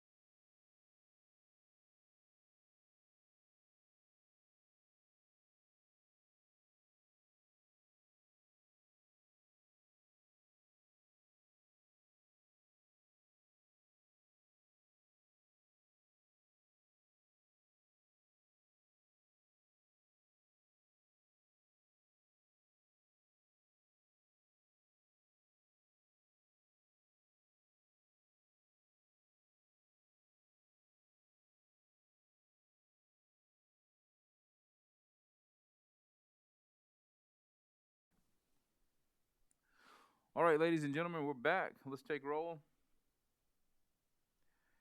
Present in the hearing room are Commissioner Caston, Vice Chair Belzer, Chairman Williams. Joining us virtually, we have Commissioner Williams, Commissioner Powers, Commissioner Thomas, and Commissioner Urban. Before Attorney Neal continues his cross-examination, I just wanted to make an announcement that we will continue this hearing tomorrow. I don't think we're going to get finished today. We'll start at 9 a.m. and we'll probably go until about 7 o'clock this evening. So now that that is out of the way, Attorney Neal, if you would, please continue. Thank you, Chair Williams. Mr. Rooks, returning to where we left off with section 58-27-845, quickly turning your attention to section A3, do you see, we were just talking, I can't remember exactly where we were, but you've now had a chance to see this, correct? Yes. And you are in your position at Dominion in charge of the rate setting division, correct? Yes, rate design is among my responsibilities. Yes. But you weren't previously familiar with this this section of the South Carolina Code, as I understand it, correct? I may have read it before today, but no. Certainly, the focus of this proceeding and the focus of my efforts was around Section 5840-20. So, that certainly was the focus of and the concentration for me in preparation for this proceeding. Understood. Now, you would agree that to the extent a customer's more and more of a customer's bill is recovered from the fixed charges, whether that's the basic facilities charge and the subscription fee, as opposed to the volumetric rate, the less ability that customer has to manage their electric bill, correct? Yeah, if you're saying is the, but I think it's important for us to distinguish here that one of the things we're trying to address or seeking to address is the fact that through time, electric rates and electric rate design has been fairly simplistic as far as helping customers understand. So you've generally seen two-part rates, as you mentioned earlier. And if you examine, I think most folks are familiar with our 1,000 kilowatt hour bill being roughly $122. So if you look at the fixed recovery portion of that bill, it's really the basic facility charge is the only fixed component as we sit today for rate 8. So that $9 out of that entire bill is only about 7%. And so I think one of the issues with rate design with respect to distributed generators is that that fixed cost recovery, there's certainly a mismatch between the tariff rate design and the actual costs on the system, which are primarily, if you look and examine the true volumetric costs on the system, it would be represented by fuel, which is only about 20% of a bill. So I say that to answer your question or come back to your question that if you're saying that a higher volumetric rate, if customers implementing demand response or any measures would reduce their volume, certainly they would reduce their volumetric charges on their bill as presented today. But what I would say to you is that maybe that rate design is not efficiently recovering those costs. Now, that being said, we're certainly proposing those tariffs, in our rate case, and those are the tariffs that we have today, and they've been approved by this commission. So, to answer your question, yes, if a customer implemented a DSM measure and they reduced volumetric charges, then yes, they would have more of a reduction on the bill under today's rates. And with all due respect, my question was simpler. You would agree that when the utility recovers more and more of their revenue from a fixed charge or multiple fixed charges and less from volumetric charges, the ability of a customer to manage their electric bills goes down, correct?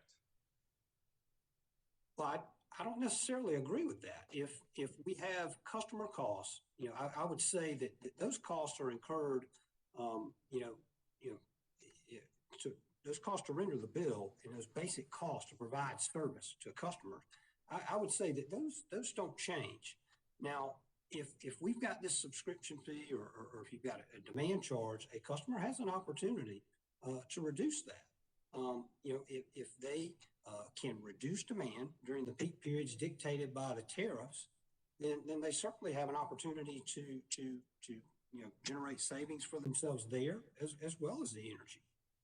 So I answer your question by saying that it would depend upon the rate that they're on and their behavior. Again, let's break it down to simple math. If my bill today, if 10% of my bill today is on a fixed charge and 90% is in a volumetric rate, you would agree that my ability to manage my bill is dependent on how much I use or don't use, correct? Certainly, yeah. If you use less, then you're going to pay less of the fixed costs. That wasn't my question. My question was, if my bill is 90% volumetric rate and 10% fixed charge, as a customer, I manage my bills by using less, correct? Certainly a customer can do as they see fit, but yes, if it's 13 cents, if you're asking me if they implement a measure and it's 13 cents versus some lower rate, then yes, they would save more. Well, let's again, to be real clear, if that same customer now 50% of their bill is in fixed charges and 50% is in the volumetric rate, their ability to manage their bills based on their usage has gone down, correct?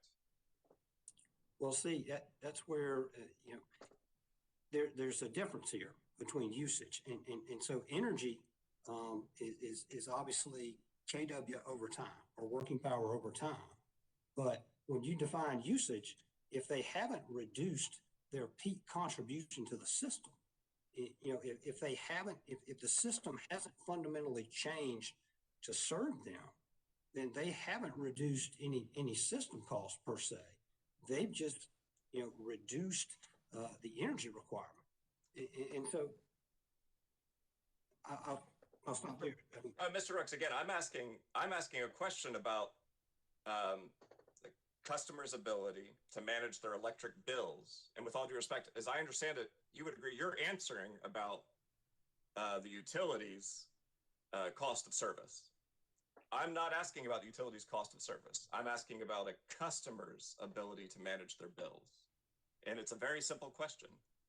If 50% of my bill is in an unavoidable fixed charge that doesn't vary with usage, and 50% is a volumetric rate, that reduces my ability to manage my electric bill, correct?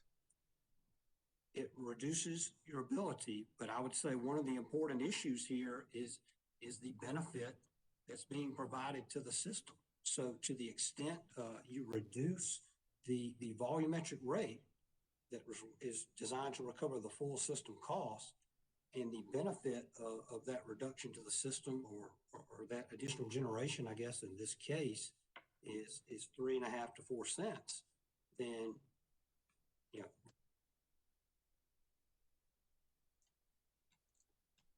I'm going to return us to 58-27-845 and turn your attention to Section C. Attorney Neal. Attorney Neal. Yes. Yes. Hold on 1 second.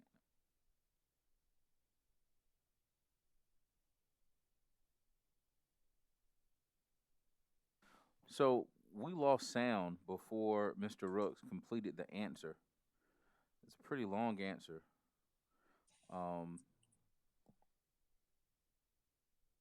I'm sorry, Chairman Williams, I may have accidentally bumped the mute button on my machine. Can you hear me now? We hear you. I'm just trying to figure out what's the last thing we heard you say. This is So Matt Gissendaner with Dominion Energy. I just wanted to let Witness Rooks know that we could hear him the whole time, so I don't think it was him bumping the mute button. Okay, all right. Our court reporter says that she may be able to pick it up later. Please proceed. Thank you, Chair Williams. Mr. Rooks, I was just going to ask you a very brief question before I turn your attention to Section C. You would agree that the Dominion's obligated, when it's setting the solar choice net metering tariff, it's bound by the principle that it has to be a just and reasonable rate, correct? I'm aware that the instructions, the directive in front of us and the requirement is to reduce cost shift for non-participating customers to the greatest extent practical. So it's your testimony that in doing that, Dominion is not obligated to make sure that that rate is just and reasonable? Yes, it does need to be just and reasonable. Thank you. I agree, that's fair. And you would agree that Section C directs the Commission to consider whether rates are designed to discourage the wasteful use of public utility service while promoting use that is economically justified in view of the relationships between cost incurred and benefits received. Do you see that? I see that. Now, with these rate-making principles in mind, did you analyze how the company's proposed solar choice tariff, which again, as we've seen, has this 6.735 cent volumetric rate for the vast majority of the hours of the year, how that might affect a solar choice customer's incentives or economic interest in taking steps to invest in energy efficiency? I did not. And as we discussed the price elasticity of electricity earlier, you would agree that by dramatically lowering that volumetric rate, that solar choice customers, that Dominion is encouraging those solar choice customers, in effect, to use more electricity. That's the whole way a price signal works. I wouldn't say that we're encouraging customers to use more electricity. I think that we're trying again to align the cost on our system with the pricing. And to the extent that we do that, we ensure that the customers who are not on NEM are not paying or subsidizing the customers who are on NEM because of a rate design that allows these NEM customers to avoid fixed costs and the payment of fixed costs. Again, Mr. Rooks, it's just a simpler question maybe will help. If my price for a good goes down, I'm likely to consume more of it, correct? Yeah, I guess in simplistic form, yes. I mean, that's sort of how price signals work, correct? Generally speaking. Now, turning your attention is, I think we're getting near the end here. The Dominion would agree that, here, let me take this off the screen. Wrong button. All right.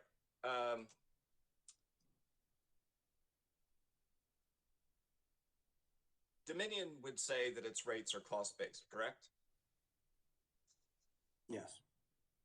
And are you familiar with the company's rate offering for low usage customers, rate 2? I am. And you would agree that the principle behind offering a discounted rate for customers who consistently use less electricity is that it's cheaper for the company to serve those customers, correct? No. So what's the justification for rate 2? So rate 2 prices it has a similar BFC to the other rate schedules, but reflective of the fact that there's less usage as you certainly, as you make any changes to a BFC, it affects their cost per hire. Same principle discussed earlier in my testimony. As customers use more, the BFC becomes a larger portion of the average cost. So we try to be very deliberate about raising that, and that's part of the art of rate design. But I would say, going back to your question, I don't know that it changes the cost of a low-use customer from a customer cost perspective. But you do agree. If their demand is still similar to another residential customer, they just use less. Let's just say a second home, maybe that a customer might have, a vacation property or that sort of thing, where they don't visit very often and there's less usage. That doesn't mean that demand or that that obligation of the system and the cost required to serve that customer change. But you agree that rate 2 has a lower volumetric rate than the standard residential rate tariff 8, correct? That's correct. And that discounted rate is reflective of the fact that they're putting less usage on the system, correct? I wouldn't rephrase it as a discounted rate. I would just say that that rate is lower because there's less usage there. Yes. It's not a discounted rate, but it's a lower rate. Is that your answer? Yes, it's a lower rate. I think we got to be careful about using the word discounted in rate making. So it's a lower rate around lower usage. And again, if you examine that average cost, you're trying to get that average cost into a similar alignment as the rest of the rates. Now,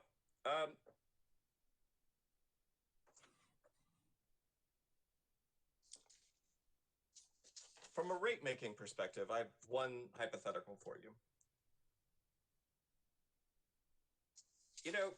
Actually, I think I've had you on the stand long enough. I'm gonna leave that for now, and thank you for your time. Thank you. Yes.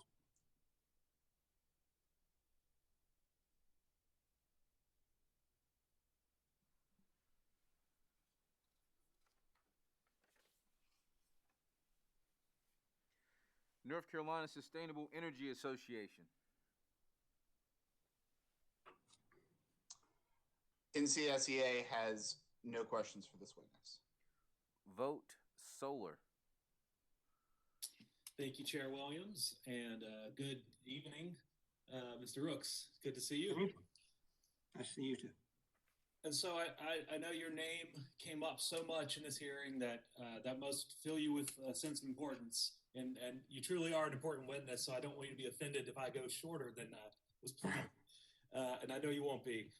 So I really wanted to follow up on some of the points that were discussed earlier in the hearing that were referred to you, really, by Mr. Cassis and Ms. Everett.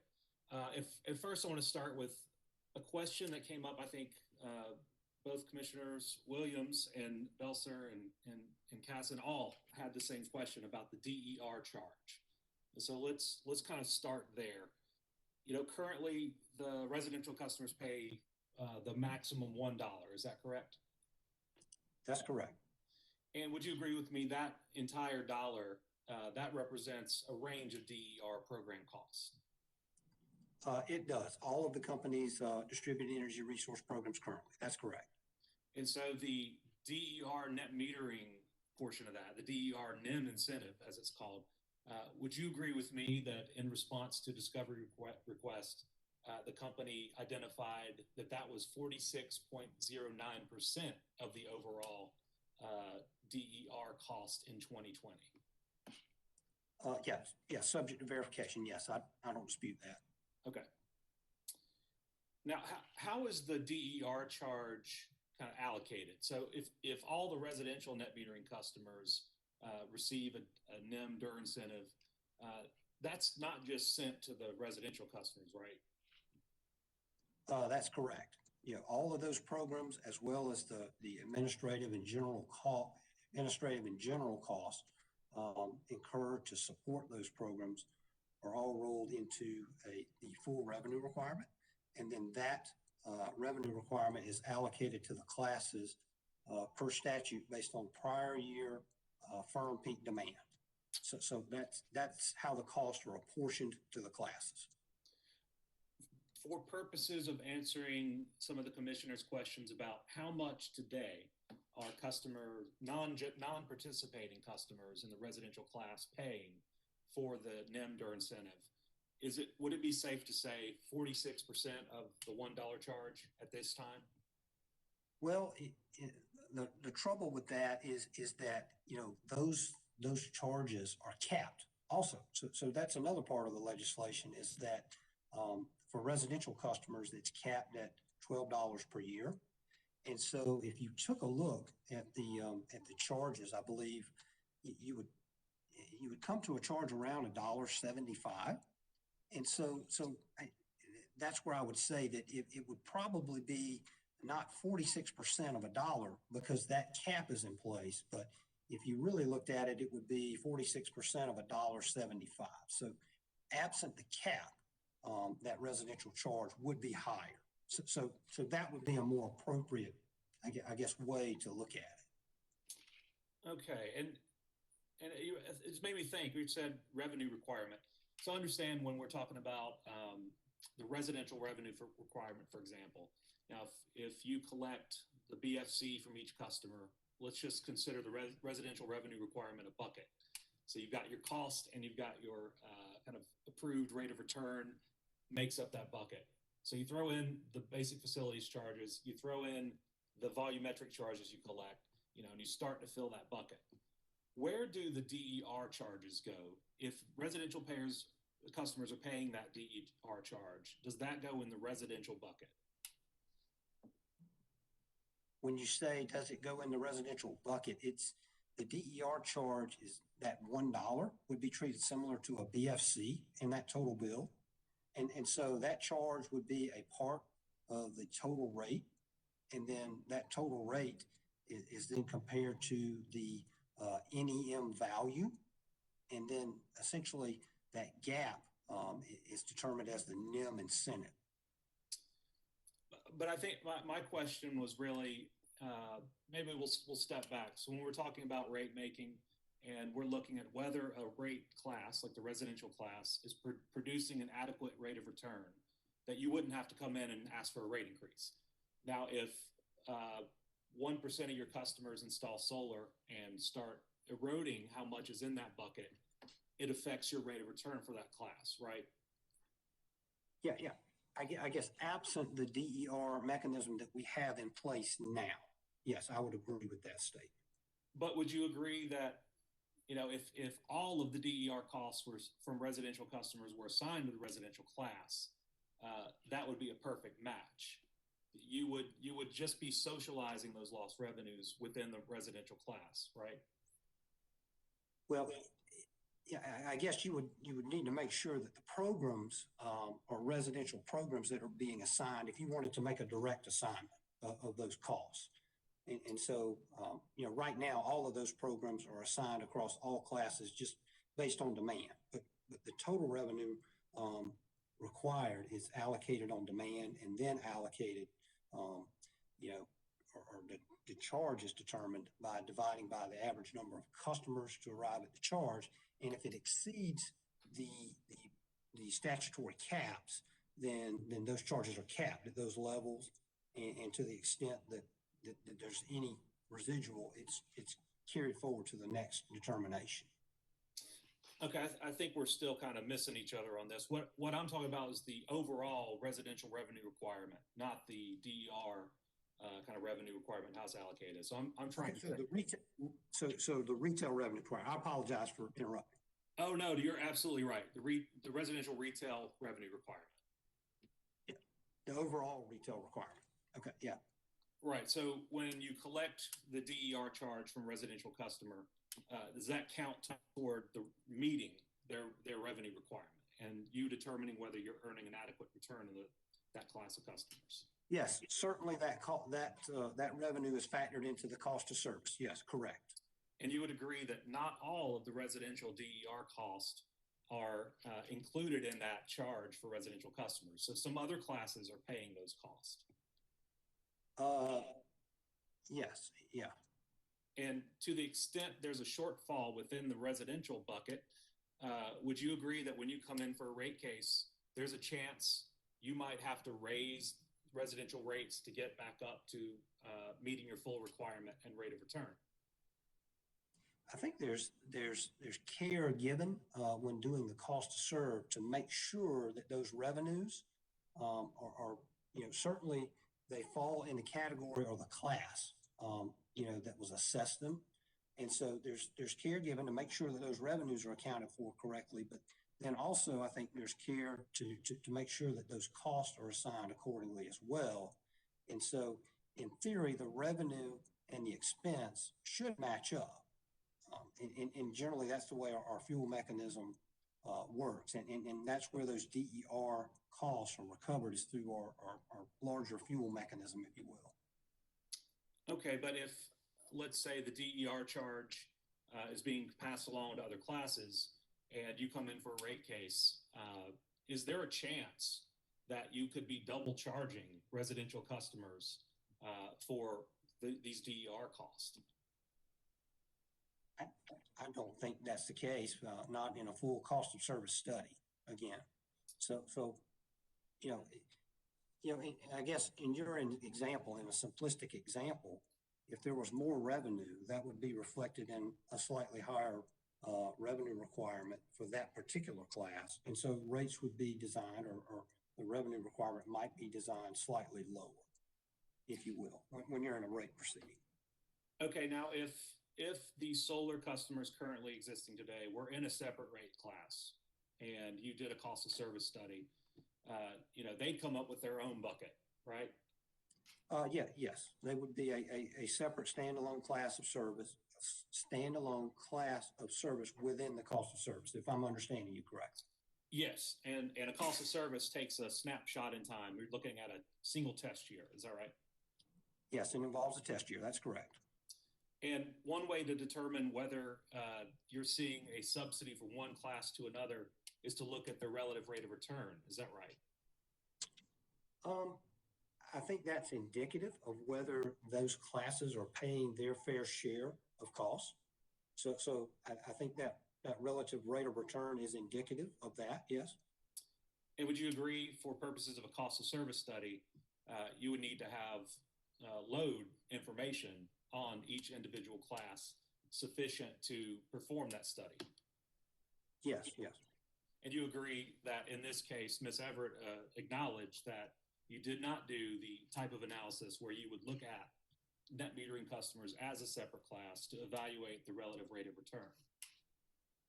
I agree that embedded cost of service study to break out that class and examine the returns was not done. But what I would say is when you start from the rates that are in place, those rates are approved and those rates were adjudicated in past rate proceedings before the commission. So those rates are cost-based, and the place that you start from is cost-based. So those were justified and supported by a cost of service that was done in our last rate case, which in this case, I believe was 2012 with rates effective in January of 13. So if we start from those rates are cost-based. Now, when it comes to having sufficient load data, would you agree that at this time you don't have a lot of hourly interval data for customer generators?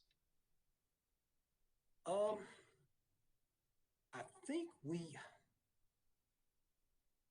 I'm not sure how many customers we have that information on, but I think with respect to our NEM customers, we do have 2 meters, but I'm just not sure of the hourly level of data. I know that we have to have those 2 meters to measure the NEM incentive in this case. So I believe we have hourly data on those customers, but I'm just not totally sure to be honest. Okay. Well, let me back up to the total amount of the NEM DER incentive. Would you agree, like currently is that in the $9 to $10 million a year range? Yes, I believe that's pretty close. Yes. And what is the average annual revenues for the residential class retail? I want to say it's right around maybe a billion, I believe. Okay, so as a percentage, Subject to check. so definitely subject to check, acknowledge. Would you accept that that's roughly 1% or less of the total revenue required? Yes, certainly 10 million on a billion. Yes, that's right at 1%.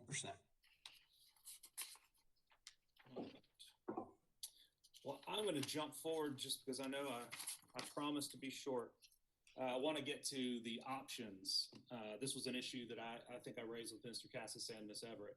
And in your initial filing and direct testimony, you did not disclose what the existing customers today that receive net metering, when their grandfathering rights expire, you did not say that there's a default rate they will take service under. Is that right? A default rate? No. So customers that are currently net metering under their applicable rate schedule, as of January 1st, 2026, if they take no action, can you tell me sitting here today what rate they would roll to? I think that would be something that our renewables team would work with all of those customers to determine the best path forward. And again, here we're offering this solar choice tariff. But again, Mr. Cass has been clear that customers could elect to take a buy all, sell all type arrangement, and they could also elect to offset behind their meters. And so I think what's going to happen if we reach or get closer to that deadline is the company will be reaching out to customers to inform them of the upcoming change and to see if they have questions. And let them know what considerations there are around that change, and work with them to get them on the rate that they feel best about, and that's the best pathway forward for them. But if there is a chance that some customers don't respond or don't answer the phone or don't respond to emails, is there a plan for what happens to those customers if their grandfathering rights expire? Yeah, to your point, we did not list a default rate, but I would think that it would be this solar choice tariff. Okay, so in that regard, you don't have hourly interval data for a lot of your customers at this stage, do you? Again, I'm not entirely sure of that, but you're talking about so let me back up. Are you speaking in terms of the entire residential class as a whole? I guess either would be good to know. So right now, we're in the midst of rolling out AMI across the system. We began that project last June, and it's expected to take through about March of 2023. But the plan is to install AMI technology and metering on all of our customer accounts.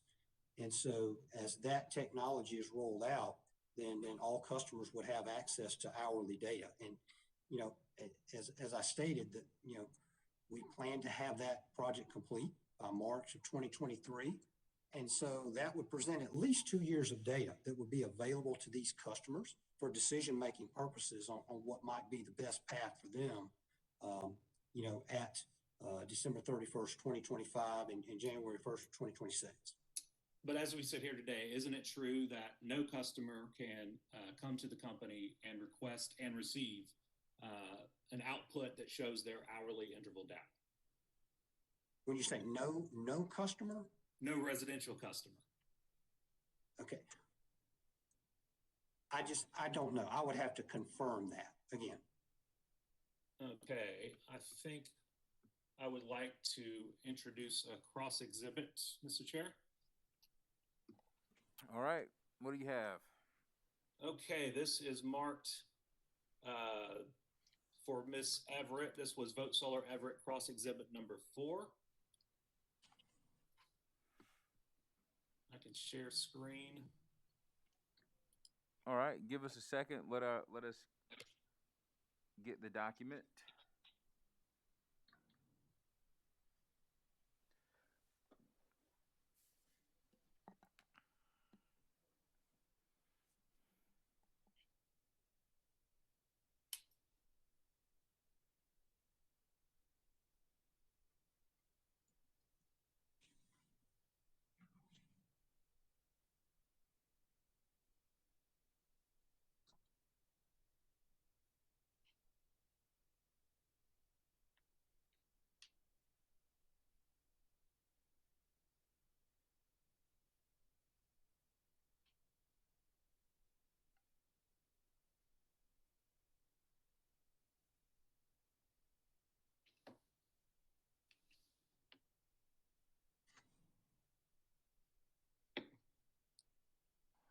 All right. Please proceed. Okay. Okay, Mr. Chair, so I'd like to introduce this cross exhibit, pre-identified as cross exhibit number 4 for Ms. Everett, is DEC's response to Vote Solar data request number 18. Cross exhibit 4 will be marked and entered, and Vote Solar Everett cross exhibit 4 will be marked and entered into the record as hearing exhibit 7. Thank you, Mr. Chair. And Mr. Rooks, have I shared my screen successfully? I'm a bit of a technophobe on this particular device, so I want to make sure we're with each other. Yes, I can see it. Okay, great. I'm going to scroll down to the data request, and particularly I'm going to skip down to subpart E, which the question is, does the company currently have a web-based platform or other means of providing customers with smart meters their hourly usage data? If so, how long does a customer have to wait until their hourly usage data is available for download or otherwise ascertainable on a web-based platform? And I'll stop there. Now I'd like to scroll down to the answer for E, and if you could please read that for me. AMI smart meter residential customers currently do not have access to hourly usage data. It is on DESC's 2021 project roadmap to offer this information. Okay, and acknowledging you were not the person responsible for this request, do you happen to know when that project roadmap would deliver this capability? I think later this year is, per my conversations with company personnel, that should be available to the customers with AMI metering later this year. That's my understanding. Okay, great. And now while we're here, we might as well take advantage of this document. Do you see up here to subpart C, we ask how many residential smart meters will be deployed by and various years there. Now let's scroll down and we can get a reference point. So do you see that at C Romanet 1, it's 61,000 by the end of 2020. And then by the end of 2021, 377,000 and so on. So would you agree now that less than, or maybe around 10% of customers have smart meters in place? I think as of last Thursday, I got a number count, and we have about 106,000 of those meters currently in the field. And those meters are able to provide the company with more granular hourly data. Is that right? That's correct. But you're not able to provide that to customers yet. That's coming. That's coming. That's on the way. Okay, great. Now I will figure out how to get rid of the share screen and I'll get right back to you. Okay. So since we don't know exactly how many of the customer generators have interval data, is it fair to say the company has not performed a bill impact analysis on existing customers to show what their bills would look like using real time, their annual usage against this rate design? For NIM customers specifically, I guess? Mm-hmm. Is that what you're speaking of? Yes, sir. Yes. Now, is it possible that if these customers were migrated to the solar choice metering tariff, they might produce more revenue for the company than they do now? I guess that would, that's a hard question to answer because I just don't know how they might change their usage, given the tariff. That's certainly one of the reasons why we incorporated time variant pricing in the tariff. So to the extent that customers can maybe change their usage patterns and maybe lower their usage in on-peak periods, then they may be able to reduce their bill to a level that's comparable to where they are today. I just don't know. That's a complicated analysis that would have to be done and really looked at thoroughly. And it's contingent on customer behavior. So that's a difficult question to answer. Is what I'm getting at. Okay. Well, is it your testimony that you've evaluated the existing customer generator program and do not believe that any additional mitigation measures are warranted for existing customers? Yes, that's correct. I believe our payback periods show that for our NEM 2.0 customers that are going to be able to take service under the current rider or the NEM 2.0 rider through 2025, that would, they would be able to achieve full payback in that period leading up to that transition. But would you agree that the word mitigation kind of presumes you're gonna know what the result might be, and you might want to take a slower path to get there? Yeah, I guess mitigation can take a lot of forms, but if a customer has achieved full payback, as our analysis shows under the existing tariffs, I think it was unclear to us, or I don't believe any additional incentive or mitigation was warranted in this case. Okay, well, thank you for that answer. Well, let's look at the buy-all sell-all. I had a question for Mr. Cassis. He couldn't answer. He wanted me to ask you, and I'm happy to do so. Are there any additional facilities charge, meter charge, et cetera, for a customer that wants to do a buy-all sell-all? Yeah, so currently the customer would be billed for its entire usage or requirements, and then it would also be credited for all of its generation, and hence the name buy-all sell-all. But that's achieved under the company's PR1 tariff, which includes a seller charge, I believe, of $4.50 a month, to answer your question. So yes, it's $4.50 a month. And for customers that engage in a buy-all sell-all, do you issue IRS Form 1099 to those customers at the end of the year? I'm not aware of that. I'm not aware of what kind of forms that we may issue customers. That's just not a question I can answer. I'm not sure. Okay, so you're not familiar with if a QF, maybe that's something I should have gone back in time and asked Mr. Cassis. If a QF is issued a 1099 and that's taxable income, you wouldn't know about that. Yeah. I don't want to speak to that. That's out of my area of expertise there. Okay, then I will skip a couple more of these.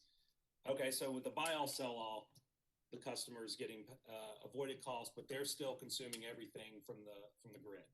They're not consuming any behind the meter. Correct. So for a customer that's currently configured to consume behind the meter, like the existing customer generators, would switching to a buy-all sell-all require a new interconnection agreement? Well, now that I'm not sure of. That involves technical considerations, but I think that right now, again, and I'm not involved with the operational issues and how these configurations are deployed in the field and what changes might be warranted. But certainly, I think most of these systems currently have connected under our existing interconnection agreements, and I would think that we would notify any customers of any of those changes that might be required well in advance of that deadline, and make sure that they're informed as to those options. But certainly we would comply with any interconnection requirements that this commission has in place at that time. And I'm aware that there's a proceeding open right now at the commission under Act 62 that deals with those interconnection requirements. So is there any chance whatsoever the buy-all sell-all could become the default option, that if a customer takes no action, they get rolled over to? Again, I don't think that we have set out a default option at this point. Okay, thank you.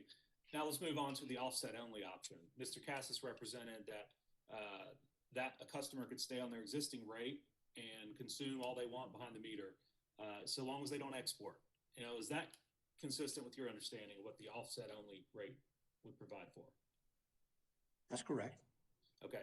Is there an additional monthly charge that comes along with being on the offset only? No, it would be the charge on the customer standard rate schedule. Okay. So a customer could be on the offset only and consume behind the meter without penalty. That's correct. Okay. Are you at all worried about a customer installing energy storage and sizing the system to meet their entire load? Certainly, that's the customer's prerogative. If they have the capital and the desire to do that, that's the customer's prerogative. And we think that the act here in this particular section is clear, that customers should be allowed to offset usage behind the meter. So yes, if they install such equipment or such an amount of panels or equipment that they can offset their entire load, then that's their prerogative. So would you be worried that increasing fixed charges may cause customers to evaluate their economics and defect from the grid? Well, I think there's, in this case, as we've discussed here, in offset only, there's no, under that option, the customers would stay on their tariff rate. So in that particular case that we were just discussing, there wouldn't be any additional fixed charges. Okay. And let's see. Thank you for clarifying that. I think it's important to know. And I think I'll just close there. I know you didn't get the full treatment the other witnesses did in terms of the length, but I've heard the call that we should get this thing done by tomorrow. So let's do it. No more questions for this witness, Mr. Chair. Thank you, Mr. Rooks. Thank you. Office of Regulatory Staff. Thank you, Mr. Chairman. Just a couple questions. Good evening, Mr. Rooks. Good to see you again. Good to see you. Mr. Rooks, do you agree that ORS has a statutory duty to represent the public interest in matters before the Public Service Commission? Yes. Are you familiar with what the public interest is defined or how it is defined? Generally speaking, yes. Mm-hmm. Do you agree that the public interest is defined as the using and consuming public with respect to public utility services, regardless of the class of customer, and preservation of continued investment in and maintenance of utility facilities so as to provide reliable and high quality utility services? Yes, sounds correct. Do you agree that the public interest in ORS's statutory mission no longer includes economic development and job attraction and retention? Yes. And it no longer includes the financial viability of the utility? Yes, that's my understanding. Would you also agree that the public interest that ORS must represent does not include the financial viability of solar installers, lessors, or developers? I know from a utility perspective, but yeah, I would accept that would be the case for them as well. And would you agree that the public interest that ORS must represent does not include the promotion of energy policies related to renewable energy, energy efficiency, and climate change? Yes. Thank you, Mr. Rooks. That's all I have for you. Appreciate your time.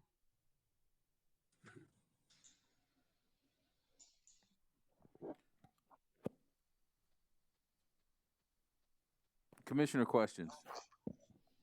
Mr. Chairman. Commissioner Thomas. Thank you. Mr. Rooks, appreciate you trying to help us understand some of these complicated issues. So basically, I'm kind of interested also in how do the mitigation of the cost shifts get passed back through to the customers that are not solar customers.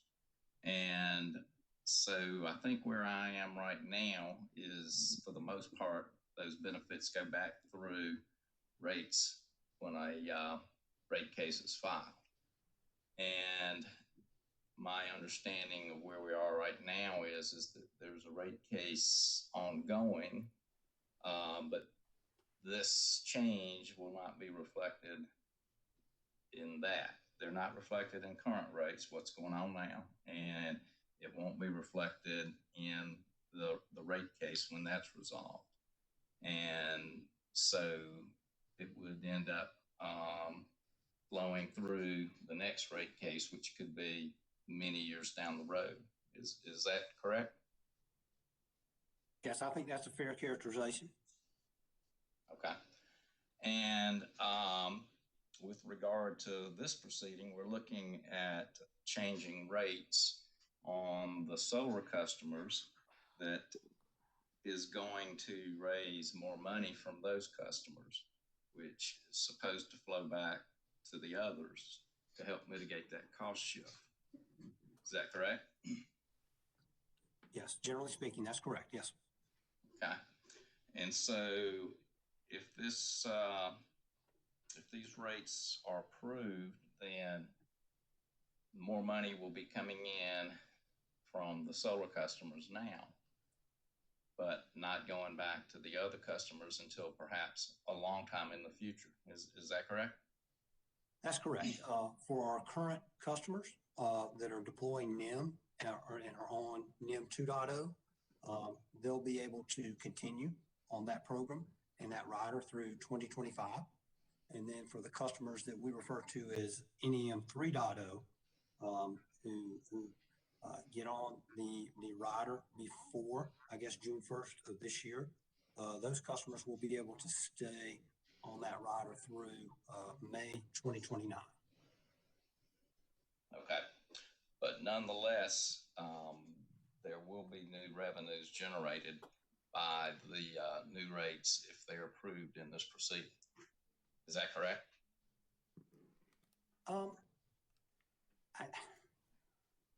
When we say new revenues, you know, again, that gets back to it's a more complicated analysis because, you know, I would have to know what rate that they're on now, and then I would have to know what type of system, what size system the customer is going to deploy. I would have to know about what kind of usage patterns that customers might have. So you know, I understand your question, and I'm not trying to be evasive at all. But it's pretty complicated to just say that there would be more revenue or new revenue created, I guess, if you will, by these customers going on this rate. I don't know that I can say conclusively what the result would be. Well, I guess then if that's not the case, then I don't understand how new money is going to be generated that's going to end up being passed on to the other customers that are not solar customers. Seems to me like this new rate would be created and designed in such a manner as to get new revenue in from the new solar customers in order to go back to the other customers that are not solar customers in order to mitigate the cost shift. To me, that's the way it flows through logically. Am I understanding something incorrectly? Well, as I see it, Commissioner, I guess the best way I can put it is you may have a customer who's on, let's just say, rate 8 right now, and they're generating maybe $1,000, let's just say $1,000 a year, for sake of simplicity. If the customer moves to this new rate, if they elect to pursue NEM, then you know their bill would go down because they are going to generate some benefit because they deploy NEM. So we recognize there is some benefit there. And so again, when we get back to new revenues, I think it's kind of a shift between the revenues. And so by converting to this the customer, let's just say, if they were at $1,000 now and they converted to NIM under the existing approach, let's just say they went to 500, maybe they go to 700 now or something along those lines, something in the middle. And so there's additional cost support for that investment. But I guess that's where when we say new revenue, it's not necessarily that there's an increase in the revenue requirement. Am I making sense? Well, I'm not really talking about the revenue requirement, I don't suppose. I think what I'm talking about is just in the whole big picture, the whole scheme of the company, what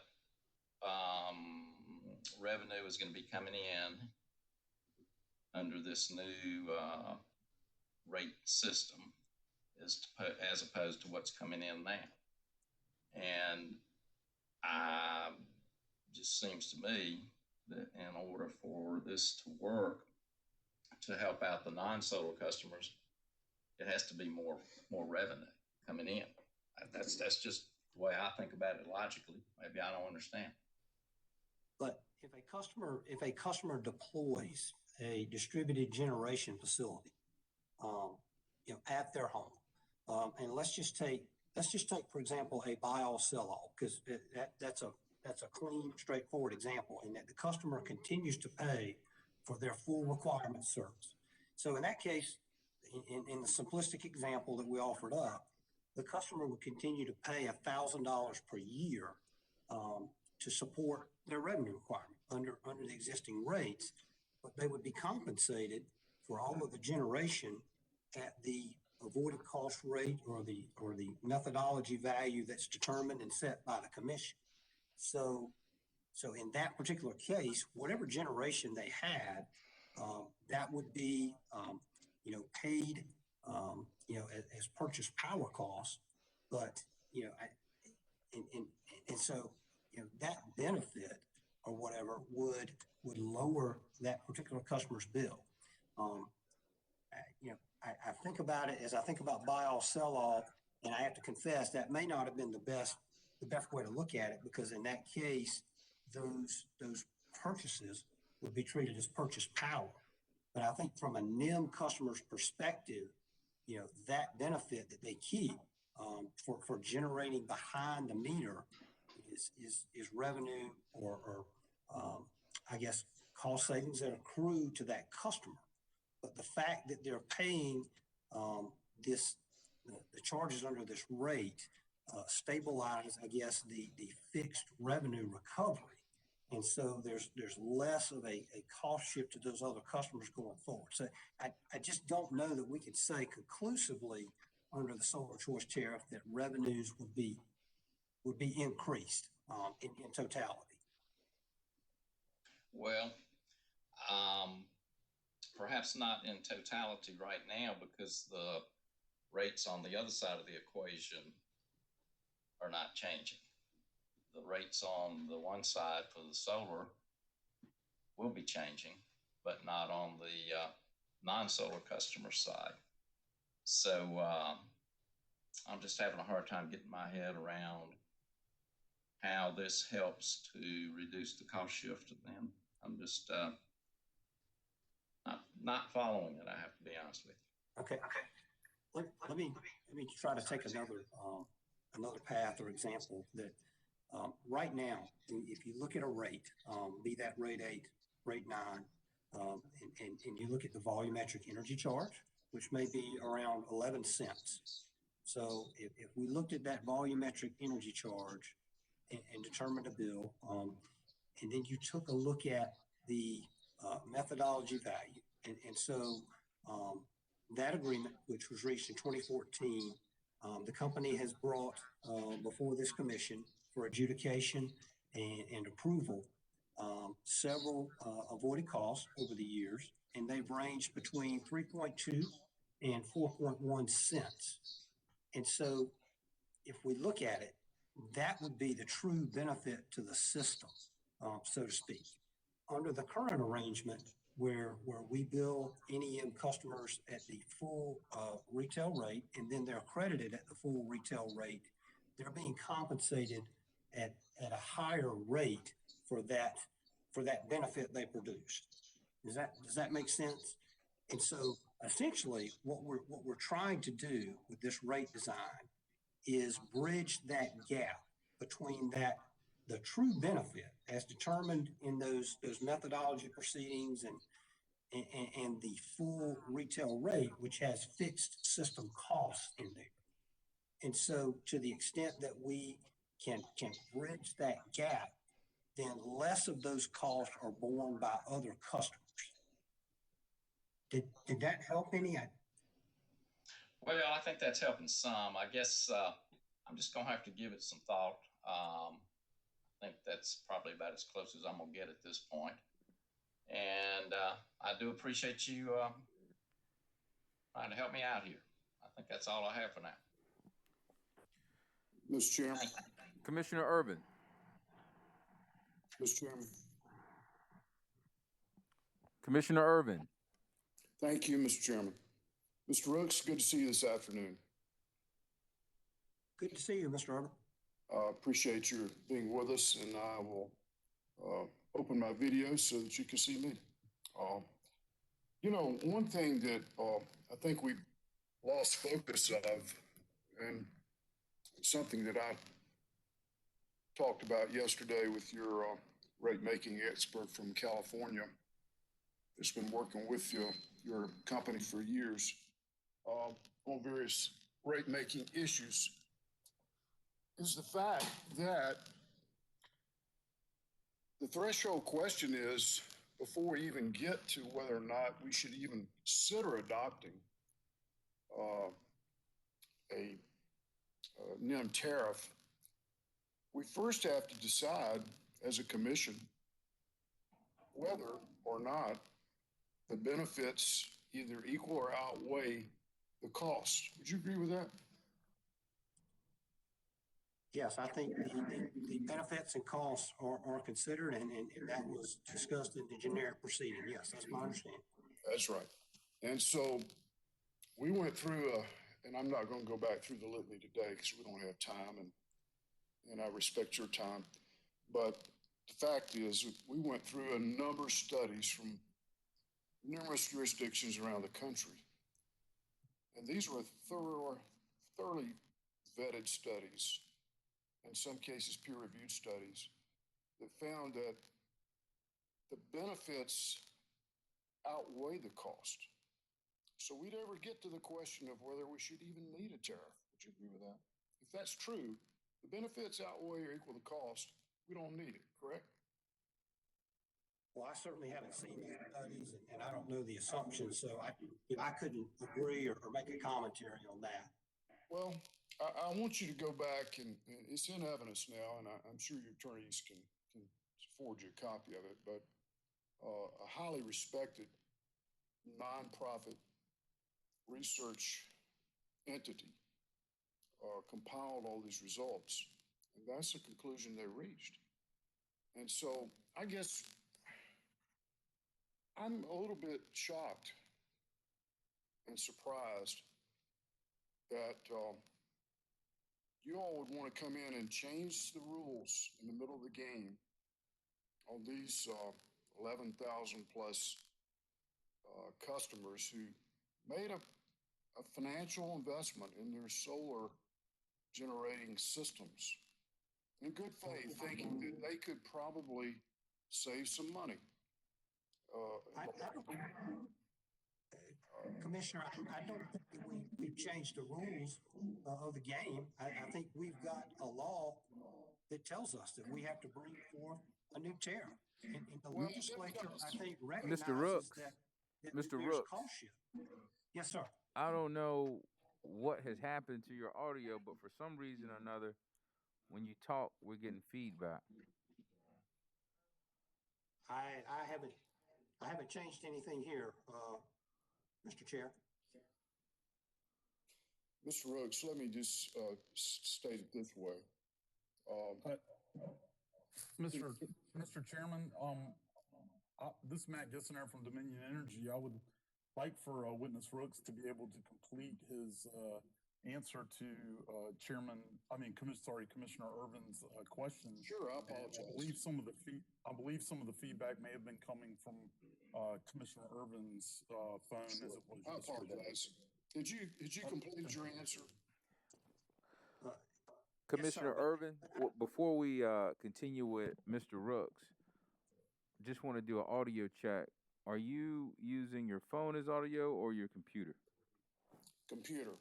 Computer, and the phone is not in use? Phone is off. Phone is Phone off? is off. All right. Yes, sir. All right, please proceed, Commissioner Irvin. Thank you. I didn't mean to interrupt you, Mr. Rooks. Did you complete your answer, sir? Well, I was going to say, I don't think we've changed the rules of the game here. These customers that are on NIM have been on these agreements going back to when these riders were adopted, and they will be on these rates and through at least the end of 2025. For all of these customers, and then for our newest tranche that will be coming online between now and May of this year, they will be on the tariff through 2029. So, I don't think the rules of the game are being changed, here, by the legislature. I think they have said or recognized the fact that compensating, I think, these renewable generators and continuing to do so at the full rate, when avoided costs, again, this commission has had before it several proceedings that prove these avoided costs are between around 3.2 to 4.1 cents. And so, I certainly can't speak for the legislature here, and don't think I'm trying to do that, but that gap between that full retail rate of 11 cents and the true benefit to the system of 4 cents, I think that's a bridge that we have to cross. If we continue to send the wrong signal and compensate these customers at this really high rate, it's going to have a burden on those customers who elect not to participate on this tariff, or try to install or implement distributed generation at their homes and businesses. Let me put it another way. When you want to cut the one-to-one payment for these generators, and then add on top of that a subscription fee, and then add on top of that a base facilities charge, doesn't that kind of sound like piling on? I mean, if you were to, that's piling on, don't you think? No, I wouldn't. Why? I wouldn't agree with that. Why? Because we've got rates. If you examine the rates to the extent that those customers can offset that usage at those peak rates of 18 cents or so, that's a lot higher than their tariff rate now. And then also for the usage during those times when there's taking power from the company, that rate, that volumetric rate of 6.7 cents is much lower than the full tariff rate that they pay today. And so, we've heard a lot of talk about customer charge. We've heard talk about subscription fee, but we have to look at the entire package here. And I think Witness Robinson did that last night and was clear that the payback is still there. The payback was comparable, and it only changed by 2 months, I believe, in his words, between where the NIM proposal is today and this solar choice tariff.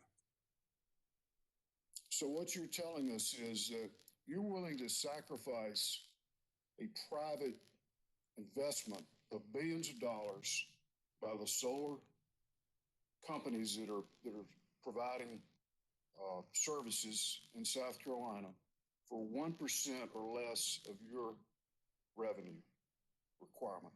That's what you're telling us, isn't it? You're willing to sacrifice the whole industry for that, right? I don't think we're trying to sacrifice a whole industry. Again, we are We are, following the law here, and we're bringing this tariff to the commission. And we, we have a directive. If we go to the directive and look at it, allowing customers to utilize energy behind the meter without penalty. We're doing that. We check the box on that. If we, try to mitigate cost shift to the greatest extent possible, we've done that with this tariff. And we stand by that. And I think Witness Robinson was clear that there was still going to be solar growth. And I can't agree that we're killing the industry with this tariff. And I want to be clear that the company is not against solar, but we have an obligation here to make sure that these particular customers pay their share of these fixed system costs, and that it's not at the expense of those who can't afford it or elect not to do this. You would acknowledge, would you not, that in your service area, that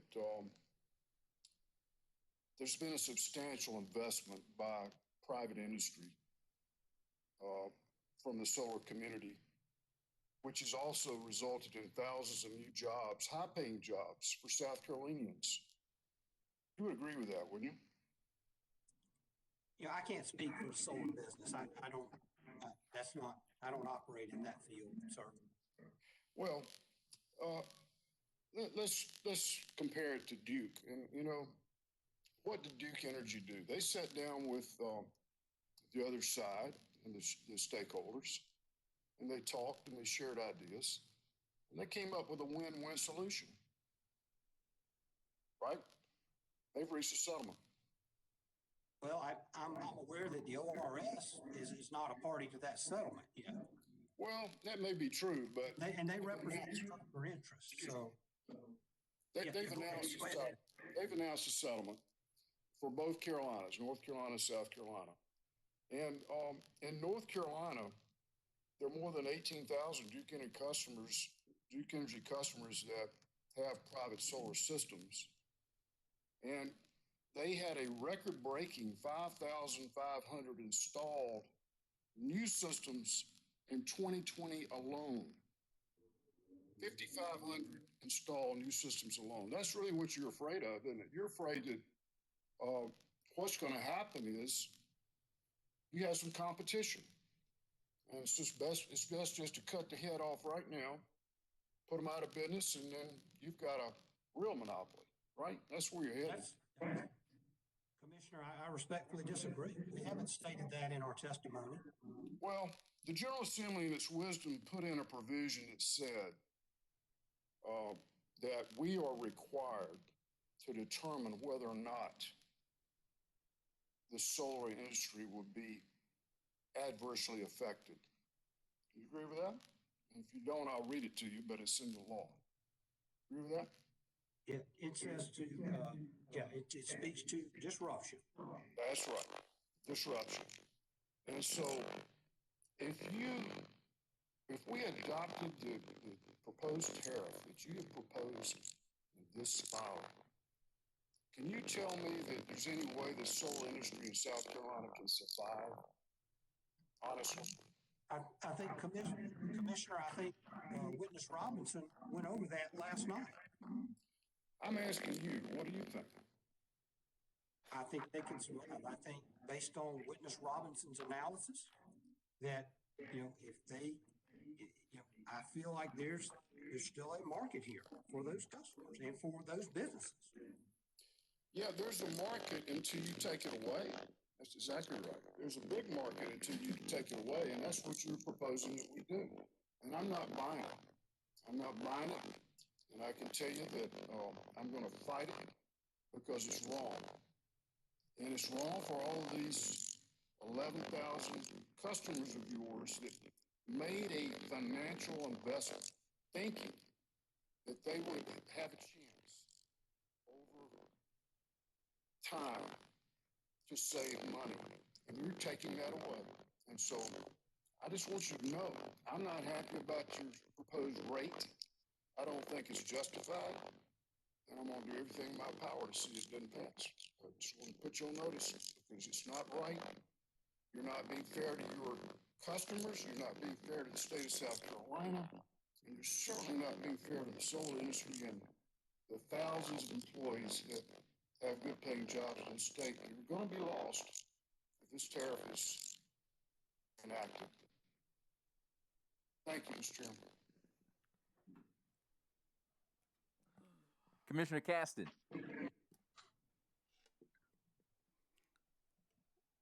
Not real sure I want to ask anything right now. Mr. Rook, I think it's afternoon. Good afternoon. Good afternoon. Sorry it's so late.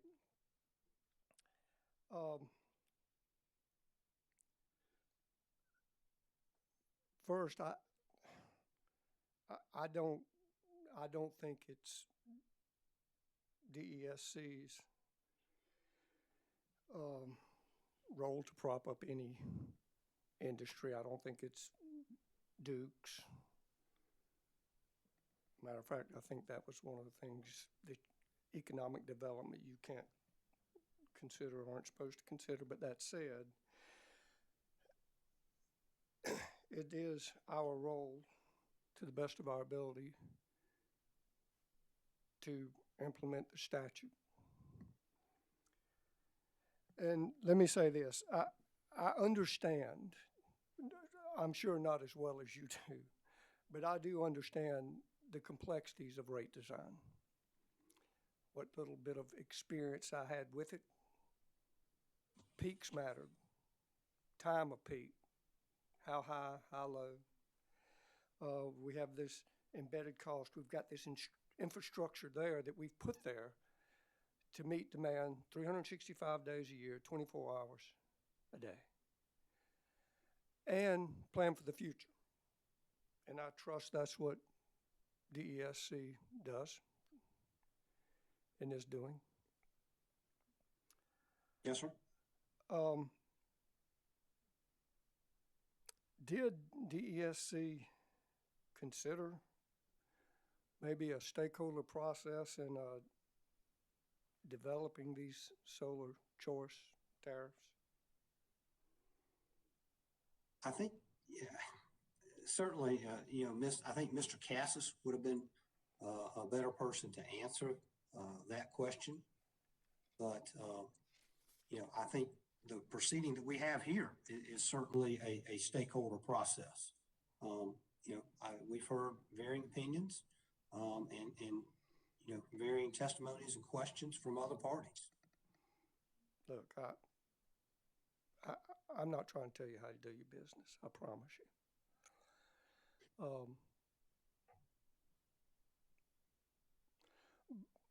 But maybe thinking down the road or future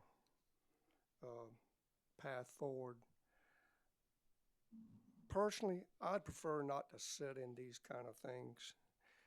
I don't expect them to ever be sweet, kind, kumbaya, and warm and fuzzy. But it would be nice if everybody kind of got together a little bit more often and tried to come to some kind of, reasonable agreement. All right, let me ask you something, and it's been asked a few times, and you've probably answered it multiple times, but what I'm trying to figure out, what I've wanted, Mr. Casey gave me some numbers, and then Witness Everett did, but I never could get them relative to this total cost shift. I'm just trying to get a number, an annual number for residential, commercial, industrial. As I understand it, there's about 500,000 residential customers, about 200,000 commercial, and I think about 50,000 industrial. Does that sound right? Let me get you a little bit better count, Commissioner. Right now, it's around 650,000 residential customers. And then if you look at our small general service class, it's about 102,000 customers. And then if you look at our medium general service class, it's about 2,500 customers or so. And our large general service class is about 315 customers. So I know I shorthanded a few of those numbers, but you come up to just shy of about 760,000. So I didn't check that math to be exact, but that's about where our customer counts are right now. Well, I knew it was around that 760. I just didn't know the breakdown. But all that said, you know, I came up with a number based on the first information I received from, I think, Mr. Cases, and maybe some from Miss Everett, but she didn't have the commercial industrial. Anywhere from, I think, I had 70 to $100 million for what, as I understand it, that DESC said was the total cost shift annually. Is that true, false? Is that in the ballpark? Is that real, false? Yeah, no, sir. I think it was, you know, it was around, it's closer to $10 million, $10.5 million in total. Total? That's correct. Let me make sure. Of the 700. Well, what I was told initially, it was $12 for residential a year, and then it went to about 16, and then the commercial was about, I think the cap was, what was it, 120, and then the cap on industrial was 1,200. So is it 10 million total across the whole industrial? I mean, okay. I want to make sure I'm understanding you correctly, Commissioner. When you talk about caps on the rate, I'm thinking about the distributed energy resource programs that we currently have in place and that our current NIM customers are taking service under. And in that case, you know, that cost is or I'd say that NIM incentive is about 10.5, 10.6 million, based on our current fuel testimony. And then the number that I just brought to you for residential was around $10.6 million in cost shift, which is comparable. So that's I would say if you're looking at the cost shift for residential customers, it's around $10.6 million. Okay. So if I understood Attorney Knapp's question, and I really do try to pay attention and understand what you guys are talking about, that if the cost shift is reduced, I think he was asking, and I don't want to put words in his mouth, he's asking if the cost goes up for rooftop solar to offset non-solar customers' cost shift, why does the cost of non-solar customers, why is it not reduced? Why is their rate not dropped? And I know you've answered that, I think, multiple times. And if I understood you, you said that the non-solar customers' bills, the non-solar customers would benefit in a future rate adjustment. Is that correct? That's correct. At the point in time that you set rates again, to the extent that those NIM customers are paying for their share of the system cost, the non-participating customers would not be bearing those particular costs. So I know it's probably not this simple. I'd like for it to be.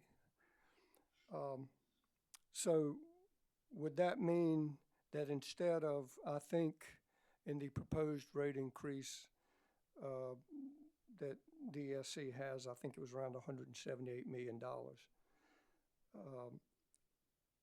Would that mean it would be 167.8 or 167.4? Are you trying to bring that cost shift into yes. Yes, from a rate making perspective, that's right. From a total perspective, $10 million, but that would be contained within that residential class.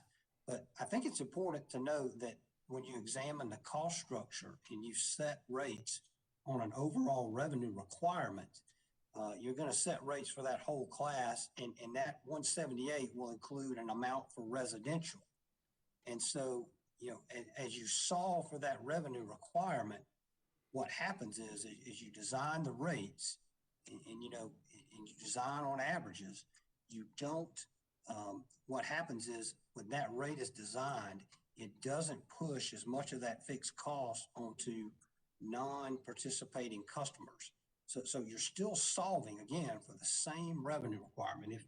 If half of the increase proposed in any given case is residential, in this case, if $90 million was the target per se for residential rate design, then in that particular case, the folks who are not participating in NIM would have paid those additional fixed costs that were not being borne by those customers. If the NIM customers were paying less, then essentially everybody in the class that's not a participant would pay more. And so I hope I'm making sense, but the benefit is that when you reset the rates, those customers would pay, they would not pay, those costs that are being, I guess, avoided by the NIM customer installations. Well, to be honest, I actually do kind of understand that. I guess from my perspective, that so much isn't an issue as maybe, kind of the bottom line. But let me ask you this. Attorney Neal, if I understood him, the point Attorney Neal was trying to make, that the General Assembly, among many things, wanted rate design to include, among other things, energy efficiency and demand response. That's just the two things that stuck out to me, not ignoring the others. And I believe he was suggesting for rate design to value energy efficiency and demand response, then the larger the variable part of the bill the customer can control, the greater the potential for a customer to reduce their energy bill through energy efficient appliances, light bulbs, turning down the T-stat in the winter, turning it up in the summer, which frankly is what I do. No one else in my family does, but I try to.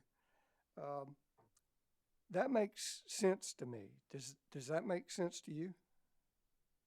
Certainly, is the higher that volumetric rate, that creates that incentive to reduce energy usage.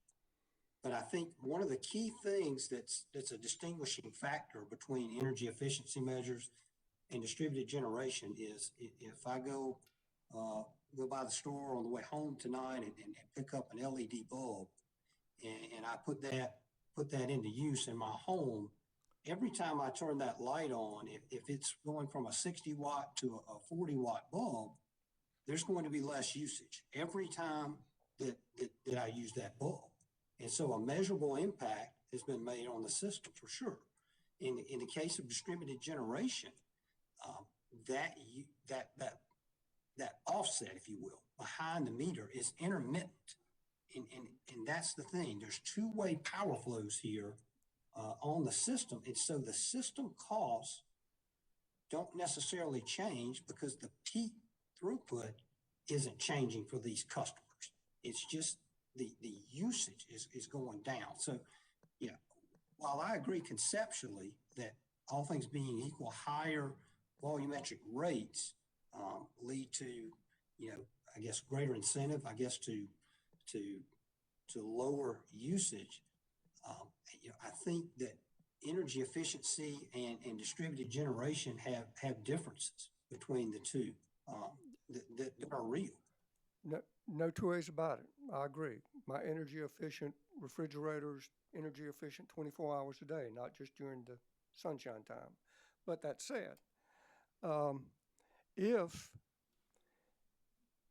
we're really trying to promote energy efficiency and reduce demands and such as that, whether I have rooftop solar or not, it seems to still make sense to me to, for example, at least say on the water side, you know, on a normal day, the peak times in the morning when everybody gets up, getting ready to go to work, and when they get home in the afternoon. So if there's some way you can use less water in those times, flatten that peak, shorten that peak time, that's to our, actually it's to everybody's advantage, but the utility's advantage too, because it helps us hold down costs, defer capital expenditures on expanding things. Makes all sense in the world. So I think the argument maybe that some are making, and I don't know yet, that perhaps there is a better way to do that would make more sense for non-solar and solar rooftop folks to do that. And I'm not going to ask you to explain that again, I promise you. Yeah, I think Commissioner, Witness Everett spoke to that and the potential to deploy those perhaps battery storage behind the meter or battery storage on the system to reduce those peak costs. And so to the extent that they can offset those high use hours, that provides a benefit to both the customer and the system. So yeah. I agree. But let me ask you this though. The solar choice tariff, choice, has that choice in there, keyword choice. It seems like the main issue apparently has to be broken down to how much can a NEM customer sell excess power for. I mean, I'm not saying that's the bottom line, but it almost seems maybe, that's important. So if it's a choice, can you provide an approximate, an average bill on a resident? Residential rate, say 8, and general rate 9, using average usage for a NIM customer, say with typical build out of the 87% of the customer's annual usage, or whatever's appropriate or approximate.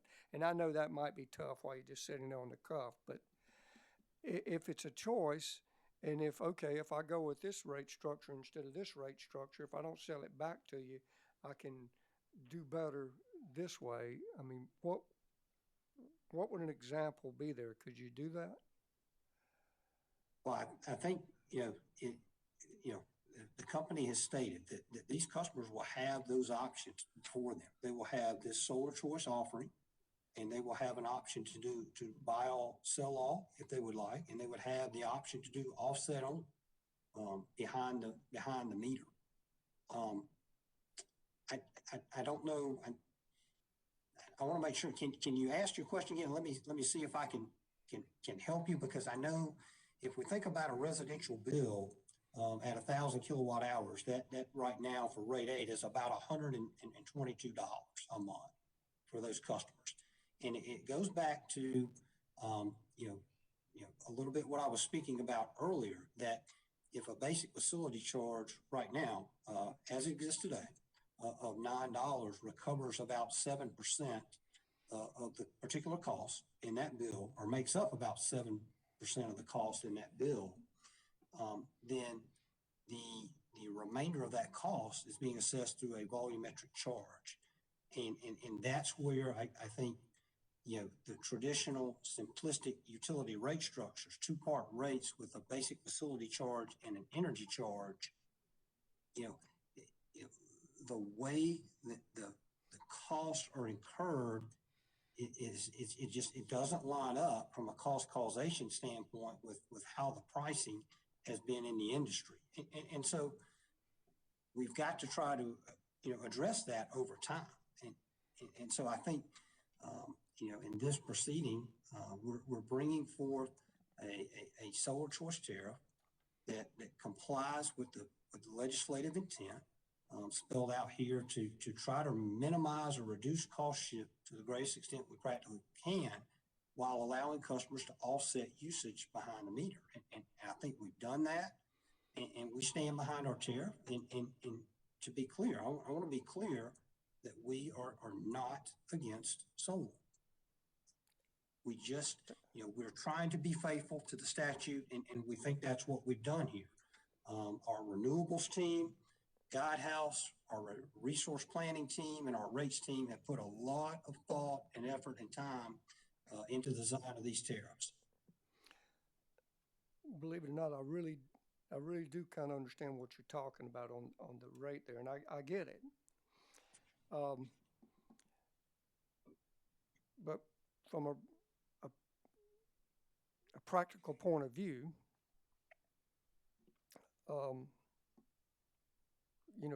where things, seem to be, especially as something as this complex, and the horse is already out of the barn, but it sure would be nice if there was a real cost of service study that was kind of performed, with this in mind, and probably a robust stakeholder process that might have helped mitigate a good deal of this. Let me ask you, well, I was kind of lecturing right then. Do you have any comment to that? I don't want to just lecture you and just shut you off. What do you think about the stakeholder cost of service process? Well, I think cost of service. I've heard some discussion of that, but I just want to be clear that the cost of service is available in the public realm. It's filed in our rate case under witness Copham's testimony. And so, it's publicly out there and available for folks to scrutinize and evaluate. But, I don't disagree that going forward, that these customers probably will evolve into a separate class of customers here. Well,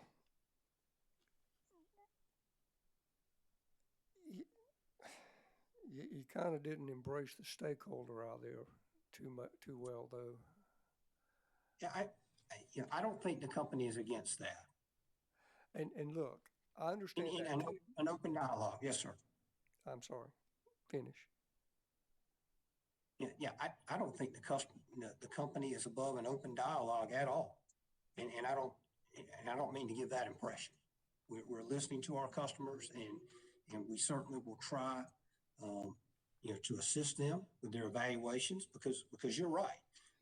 These are complex matters, complex issues, and I think each party to this proceeding has employed consultants to help them through these issues because they are that complex.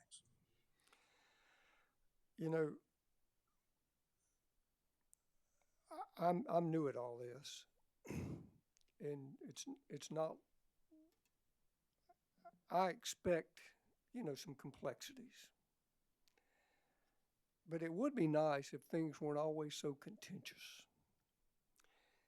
And my personal opinion is we tend to want to do business with people we know and trust is kind of built and earned, and trust typically comes about from just being open, inviting people in to criticize, and not just criticize you. I think it's good to have people sitting around a table so everybody in there, all your folks, customers, can hear whatever selfish, self-serving thing someone's wanting to promote. So that at the end of the day, we've all got our stuff on the table, and we fight, we argue, we disagree, and hopefully come to a conclusion that, you know what, I can live with that. I think, I hope we start thinking more along those lines. And one final thing, since you mentioned the statute, and good Lord, I hope I'm not opening up a can of worms, but in your testimony, I think on page 11 of 12, I was looking at the the footnotes, you know, are there any other high-level consideration that commission should account for when evaluating solar choice tariffs? You talk about Act 62, and you reference 58-40-20 G1, G2, and G3. Is that correct? Commissioner, I see G1 and G2. I guess footnote, oh, I'm sorry, it's F3. Okay. G1, G2, F3. If I had my glasses on, I would have seen that was a G2. I'm sorry.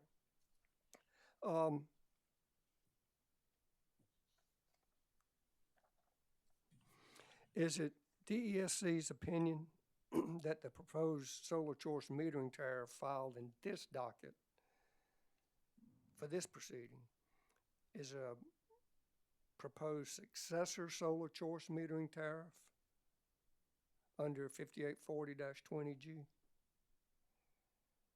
Yes. Then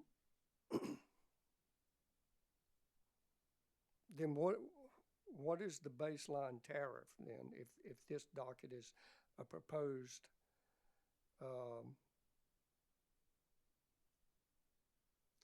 I guess proposed solar choice?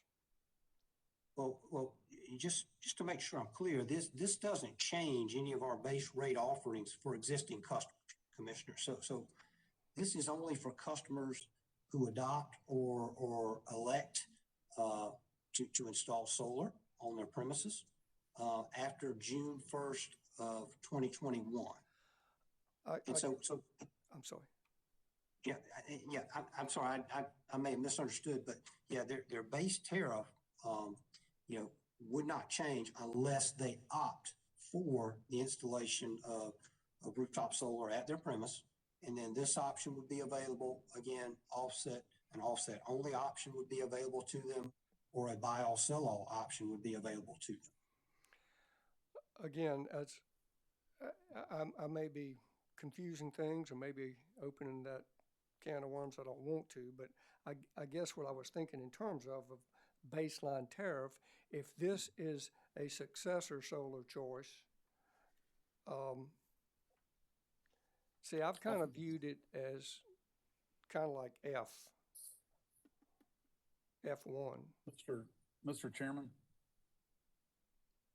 this is Matt Gissendanner with Dominion Energy, South Carolina. Yes. I would just remind the commission that Mr. Rooks is not an attorney, and I believe as the company's attorney, I would submit that the company's reading of F1 and F2 is that we are involved in F1, which is where the commission is directed to establish a solar choice metering tariff for customer generators to go into effect for applications received after May 31st, 2021. And then F2 would apply to any successor solar choice metering tariff, meaning that if there were a successor solar choice metering tariff that the company filed an application for after this solar choice metering tariff was enacted, then F2 would apply. But F1 applies to this proceeding where the commission is directed by the General Assembly to establish a solar choice metering tariff for customer generators. And then F2 would apply to establishing any successor solar choice metering tariff in the future. Mr. That Chairman. is the company's position. Vice Chair Belzer. I appreciate Mr. Gissendanner's clarification on that, and I would ask that all of the parties and their attorneys look at that, because I have some questions regarding that too, in that F1 directs the commission to establish a solar choice metering tariff. F2 speaks to establishing any successor solar choice metering tariffs and in approving any future modifications. I agree with what Mr. Gissendanner just said, but I also note that in subsection G, that has received a lot of discussion and testimony about eliminating any cost shift to the greatest extent practicable. The preface to G states, in establishing a successor solar choice metering tariff, the commission is directed to 1 and 2.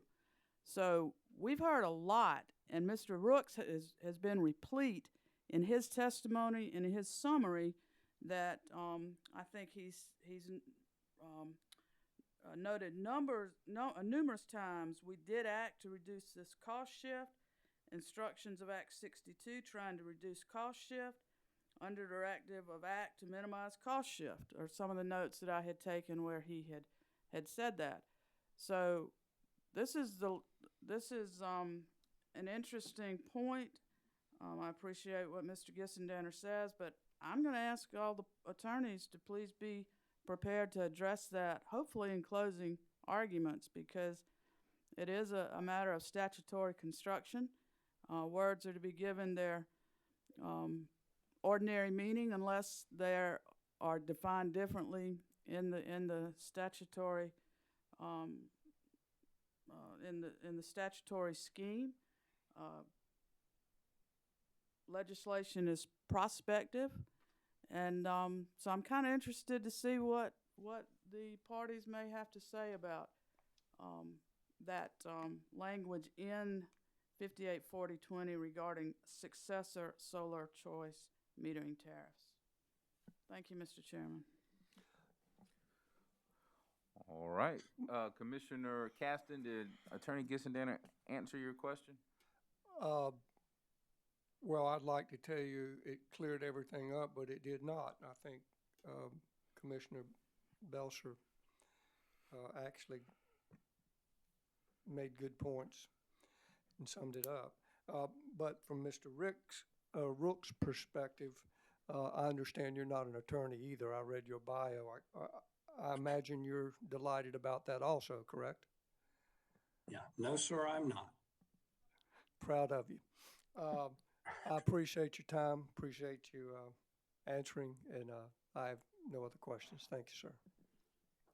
Thank you. Commissioner questions for Mr. Rooks. Mr. Chairman. Vice Chair Belzer. Mr. Rooks, your attorney just saved you because I had a lot of questions about that I was wanting to ask you. Realizing you weren't an attorney or not an attorney, and there are days I kind of wish that too. I just want to digress a little bit, and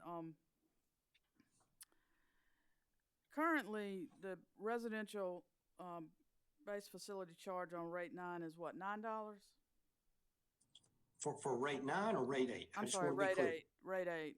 9 is small general or general service. Yeah. Okay. Correct. For rate. That's right. I'm sorry to interrupt, Commissioner. No. It's $9 for rate 8 customers. That's right. And in docket 2021-25E, Dominion is requesting a BFC of, is it 1150? Do you know? Yeah, for rate 8, that's correct. Okay. And that's the basic residential service. Is that correct? Correct. Okay. And yet, in this proposed solar choice metering tariff, the BFC being requested is $19.50. Help me understand. I've got some ideas based on the earlier testimony, but can you help me understand why that BFC is so much more than just a normal residential customer? So I think to answer your question, through past proceedings, the companies have tried to present their costs and their customer related costs as thoroughly as possible. But I think, it's just there's been a resistance, frankly, to raising the BFC for customers. And that's not unique to South Carolina. It's that way across the country. What I would say in evaluating this rate design, that, there's been a lot of talk in this proceeding, about fixed costs, that if those costs aren't characterized as customer costs in this case, then they would certainly not shift to energy because, they don't vary with the amount of power customers used. And so if they're not customer costs, in this case, for rate design purposes, they would have shifted over into the subscription fees because, you solve for the same amount. And so the company was cognizant of that and wanted to align those customer costs as close to that cost basis as it could to keep those subscription fees, to help them more accurately reflect those fixed system costs. Does that make sense? It does some. The clouds are clearing little bit by little bit in my mind, but so when we talk about the subscription cost,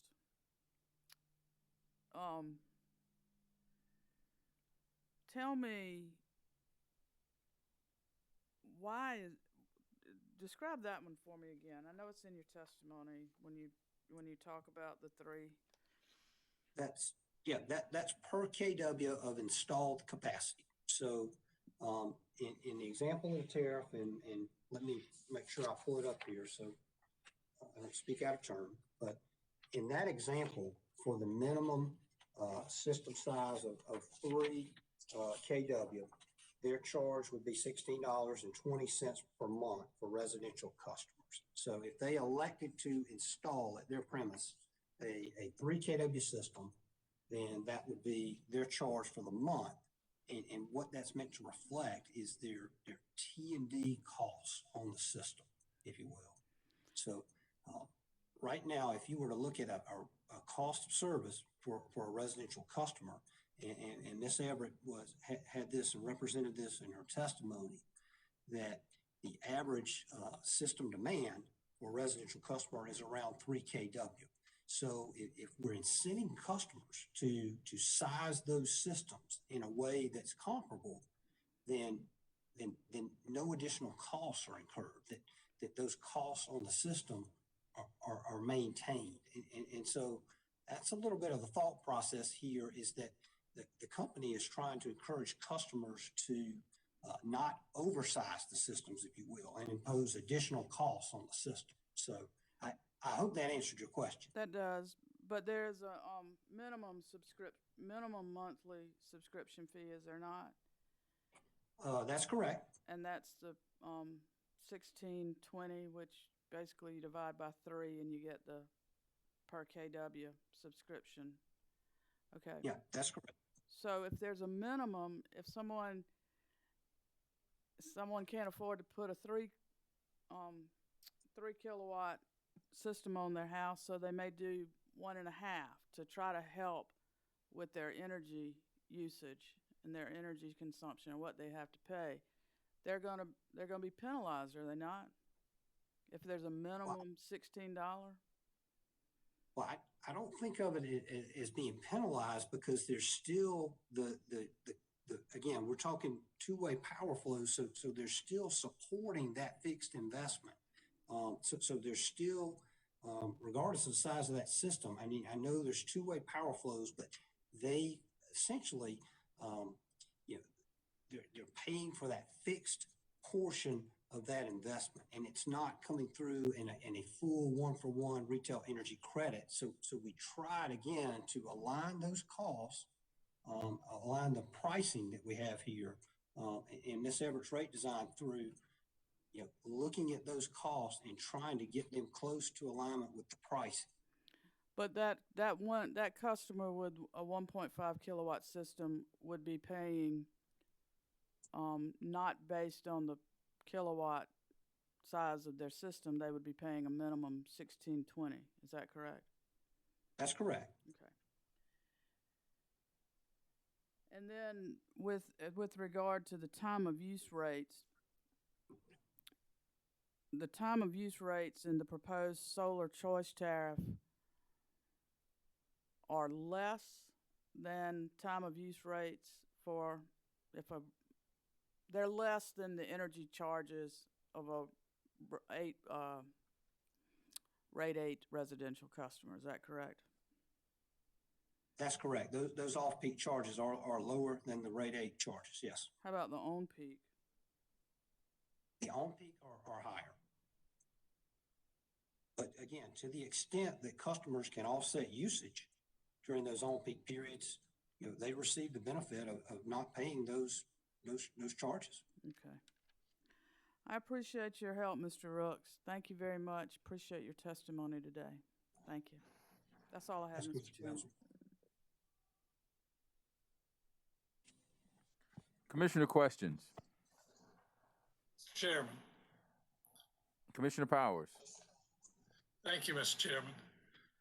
Mr. Rooks, I know you've had quite a long time here, and I appreciate your testimony, but I'll have to tell you that a couple of people before you kind of threw you under the bus as far as answering some questions. And one thing you brought up, and I like your term, it's a lot like the term I was trying to use.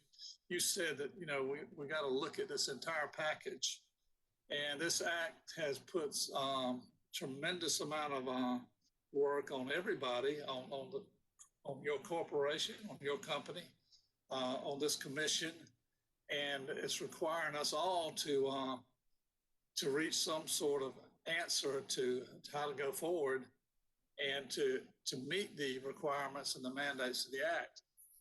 But when I've asked the ones before you about this, and I've looked at, I know you're not a lawyer, but if you look at Act 62 or Section 40 of 58, Chapter 40, or any of 41, any statute you read, I know you've read these statutes, any statute you read starts out with definitions.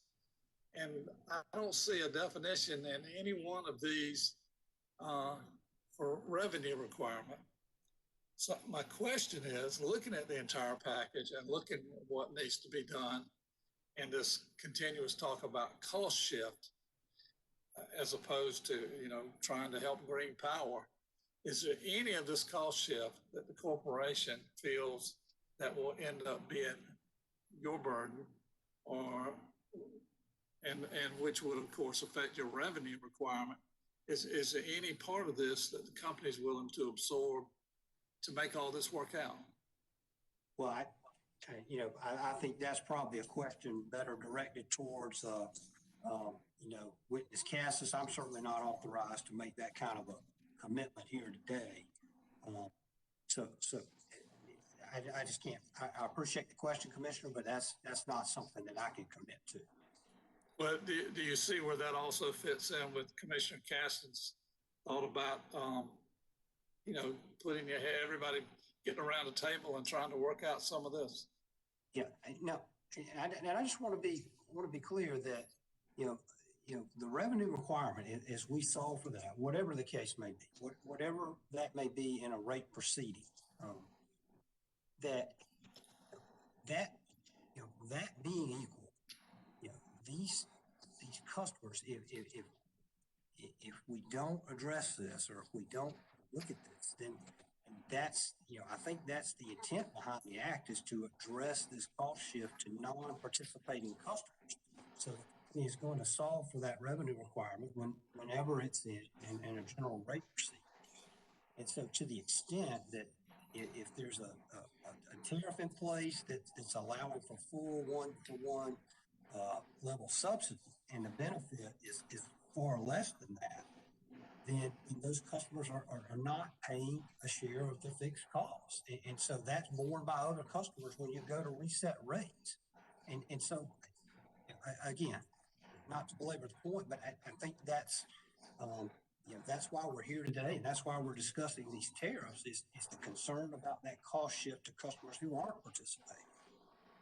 Well, a $50 fixed rate, as opposed to customers absorbing $1 or so, is something that, really, that I'm looking at and trying to figure out. But everybody said you had the answers, but I guess we'll just keep going. Thank you, sir. That's all I have. Yes, sir. Commissioner Chairman questions. Williams. Chairman Williams. Commissioner Williams. Thank you. Mr. Rooks, good to talk to you. Thank you for your endurance and your, finding the gumption and the resources to answer all of our questions. Well, the thing I'm struck by is that the company is clearly very proud of the work that you've done and the tariff that you're offering, the solar choice tariff that you're offering. But there's a disconnect with what I'm hearing and reading with some of the other witnesses. And so I wonder if you can point me to a place in your testimony or someone in the company's testimony that can look at perhaps comparing both at the residential and the commercial level, but then also the existing NEM tariff for a typical residential customer or a typical commercial customer, but then also the solar choice metering tariff, and then compare those two example, maybe not typical, but an example. And then perhaps go another step farther and look at buy all, sell all, and what that might mean given some simple parameters, and then offset and what that would mean. Can you point me to that in anyone's testimony? Well, I don't think that we had offered an analysis of buy all, sell all, or offset only, because those rates are essentially leaving the existing tariffs in place. So the customer would still take service under those particular tariffs. But I think most of this testimony, again, has been focused on this solar choice tariff and that rate design. And so I think most of the analysis that you've seen is really around that particular tariff, Commissioner. And that's, there's a lot of evidence or a lot of analysis that Witness Everett and Witness Robinson have done in this proceeding, around that tariff. But I'm just not aware that there's a lot of analysis that's been done with respect to buy all, sell all, or offset only.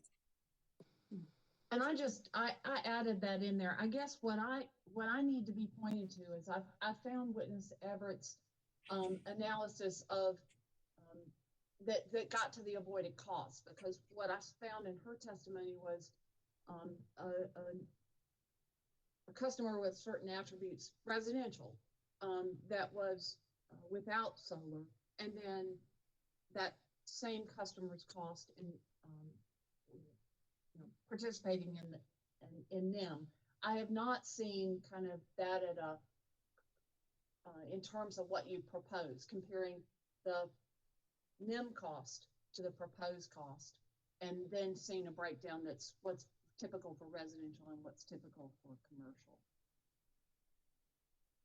So I think, Witness Robinson evaluated that in a lot of detail, and that's a complicated analysis, but okay. Witness Robinson spoke to those paybacks, and so yes. he figured and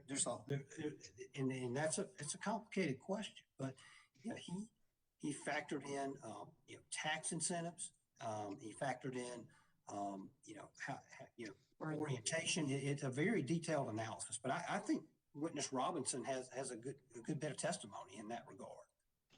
And I recall that as well, and I think that I'm really thinking about the average customer who's used to looking at their bill and then being able to see what that bill as it currently is comprised of, what that looks like versus what you're proposing, and to be able to and not in terms of years of payback or return on investment, but just at the customer bill level. Can you point me in that direction? When you say at the customer bill level, I think if you take a look, I think there's and I know there's evidence on cost shift, but I just can't remember where in Witness Everett's testimony that she talks about the cost savings, but I know Scott has factored that into his analysis, Mr. Robinson. So okay. I want to take something that Vice Chair Belzer asked you about and take it just a little bit farther for understanding. The base financial charge right now in rate 8 is $9. The proposed in the rate case is $11.50. If we were to adopt the solar choice tariff as currently defined, would that at $19.50, would that go up by? Would that be impacted by the rate case? No.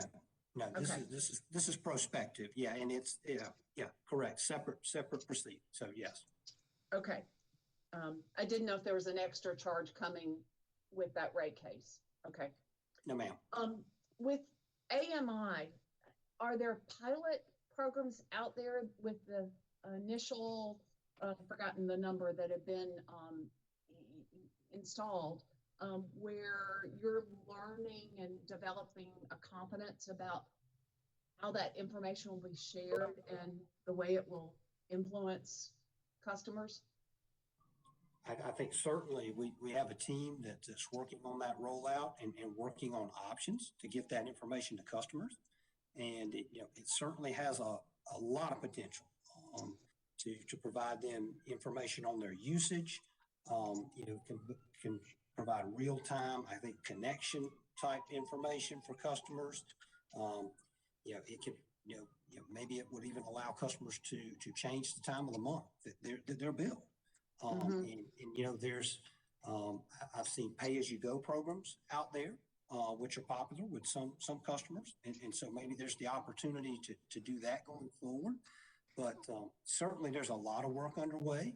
But, right now we're early on in that process. But, we are definitely working on it. And as I mentioned earlier, the plan is to have a platform out there for customers to be able to, for those who have had those meters installed, begin looking at that data on a very granular basis, later this year.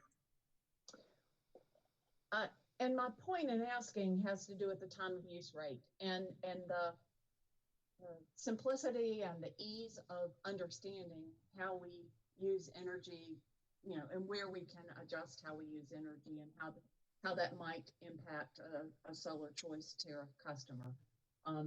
Can you add any more to that in terms of how what you're currently doing will offer confidence that you can provide good windshield data, good access to the data that's going to be helpful to those customers, to the solar choice customers? Yeah, I think the plan is to be able to provide them 15-minute interval data. So the customer, in the future may be able to take a look if they're running their dryer or if they're maybe cooking a meal, to see, what that does to their usage if they're interested in doing that. So the level of data that's going to be provided there is going to be, tremendous. And I think it will open up a lot of opportunities for customers to evaluate their energy usage. I certainly do. Is that likely to be in the through software that will be on an app that might be on our phones, or is it emailed to you, or you go on the website? I just don't know, the plans, but I would think that that platform over time will evolve, and so maybe I don't know what the plans are, or I can't speak to when that might be available, but I would think over time that it could be available that way. Okay. As the technology allows, certainly. Okay. I think in your testimony today, did you identify that there are 147 commercial enterprises that have net energy metering? That's correct. As of the end of January, we had about 147 commercial customers that are participating in net energy metering programs right now. Yeah. Okay. Obviously, I'm moving around pretty fast and changing topics with each question. So thank you for changing with me. Next, I want to think a little bit about the fact that Saturday usage is included in the peak time frame and Sunday is not. tell me what the customer experience is. Now, I think I understand that for commercial, but for residential, how are our usages so different on Saturday versus Sunday that Sunday would not be in the peak? Well, that was part of the analysis conducted, and when we were doing the rate design, is that revealed that marginal costs on our system were higher on Saturdays. It was, and I think it was the second highest day of the week, and so loads on Saturday on average, and again, these are on average, but loads on average were higher than Monday even for Saturday. So that was. It was an interesting, I guess, discovery or part of this process. But that's why we decided to designate Saturday as on peak and Sunday as an off-peak day. Was Sunday the lowest? Yes. Okay. Okay. I want to take your attention back to the distributed energy revenue or distributed energy resource fees. On my bill, I think it's renewable energy and $1 on there.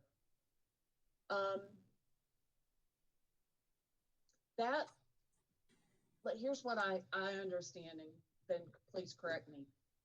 That currently that is an attempt that's capped legislatively to handle a cost shift that occurs with net energy metering. It doesn't necessarily, in the case of residential, doesn't capture it all. The $585 a month with commercial, I think, does capture all of the cost shift there, from what I understand. How am I doing so far? Well, I wouldn't. Yeah, I think the cost shift is a component of DR, so it's one component. So I just, right. I want to make sure that we're on the same page there. Yeah. Okay. I meant to throw in the 46%. That 46% of that dollar or of the actual cost is associated with the cost shift of net energy metering.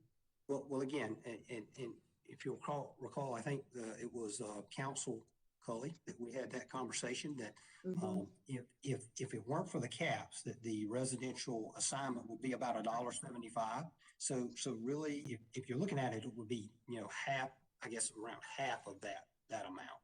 Okay. So my question is, we're currently paying that a portion of that to pay for cost shift. When does that end? Or how does that evolve for net energy metering, knowing when the programs end?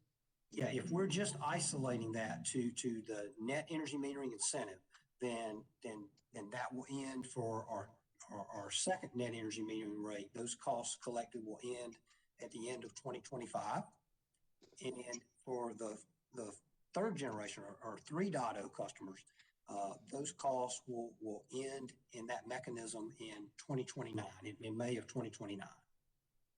Does that mean that customers who are not, who do not have solar energy will be paying till the end of 2029, the dollar? Yes, that DER charge, and again, it's not just NIM. So it's our other programs as well, like bill credit agreement for commercial customers, utility scale solar, our community solar program, and so that DER charge is more than just net energy metering. That's our combined program in totality. What share? Point me to the right place to understand where that 46% or so of the dollar, what share of the total? That's not it. I'm going to move on. Maybe I'll be able to come back to that one. And I think I've just got one more question, and that has to do with transmission and distribution cost. You talked about two-way power flow. What amount of that, I think $16.20 a month that you all what amount of that 1620 minimum for the subscription fee would go toward generation? It would go toward intake, and what if that would go towards producing energy and putting it back on the grid? I apologize, Commissioner. I don't have that information, so I don't want to mislead you or give you wrong information. But I think that the intent was the lion's share of that would be for T&D cost recovery, transmission and distribution system cost recovery. Okay. So I just don't want to speculate there. Okay. Okay. Okay. Thank you very much. I appreciate it. Sure. You're welcome. No further questions. All right. Any more commissioner questions? All right, Mr. Rooks, I got a few questions for you. Yes, sir. Can you tell me why it's important for a new residential solar user to build a unit or system that only serves their needs as opposed to an oversized system that allows them to sell energy back to the company? I think that's, I think Mr. Robinson stated that the economics are better for that customer under the solar choice tariff if they can offset their usage behind the meter, as opposed to, and I think that was reflected last night when he was talking through payback with you. That if you look at a 3 kW system, I believe he was saying that payback was around 8.3 years. And I think when he said you looked at the 7.2 kW system, that payback went a little longer, around 13 years. And so I think that's reflective of the fact that as that generator is built that way, it pushes a lot more power onto the system. And the value of that power is compensated at the export rate, which is the benefit and the NIM value that this commission will determine. And so there's a lot less benefit to that power or to the customer themselves if that power is being pushed out onto the system. And that's under your tariff as proposed, but currently a solar user with a larger system that can put power back onto the grid is beneficial to that user, correct? That's correct. They get compensated at the full retail rate right now. All right. Well, who allowed that to happen? I think that was a compromise back in the original net metering proceeding, and I think it was that particular proceeding had all the utilities in it, had solar businesses in it, environmental interests in it, and it was agreed that we would allow 1-for-1 net metering, and I think I was not directly involved in that proceeding at that time, but as I understand it, there was a big difference. There was the same difference that we have here today. That it was the value of that power. Again, that value was going to be a lot less than the full retail rate. And so the commission at that time, the company, when we initially proposed these net metering tariffs, we actually had time of use demand rate designs proposed that, in structure and form were not far off from these solar choice tariffs. But at that time, it was the commission's thought and opinion, I guess, that we allow 1-for-1 retail net metering for all rates. And so the company would recognize this cost shift, but I think in the interest of settling that proceeding, we agreed to take that cost shift and establish that as a DER program. And that's this NIM incentive that we've talked about from time to time here today. So was it a settlement or a commission decision? It was a settlement agreement in that proceeding, and I believe it was docket number 2014-246E. So the company knew back then that the situation we have now, or the situation the company asserts that we have now, would exist at the time, right? It existed at the We time. certainly, Cost shifting we existed certainly, at the time of that settlement. yes, we certainly recognize that at that time, yes. Well, do you understand the frustration users like Frank Knapp and others may have if, for whatever reason, that settlement was entered into?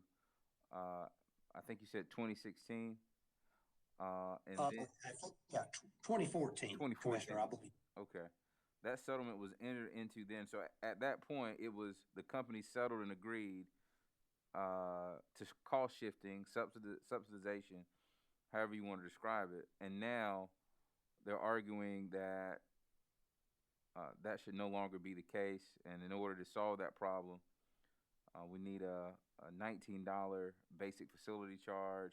We need a subscription fee. We need to incentivize new solar users to build systems that are the right size, if you will, so they don't put power back on the grid. Do you see how that could be a bit frustrating? Yes, for those customers, sure, yeah, I don't disagree with that characterization, but I would say that, they're going to be allowed to continue one-for-one net metering through 2025. And so, again, we think with the payback periods that are in place right now and the compensation at full retail rate, a lot of these customers economically will achieve full payback of those systems in that time period. So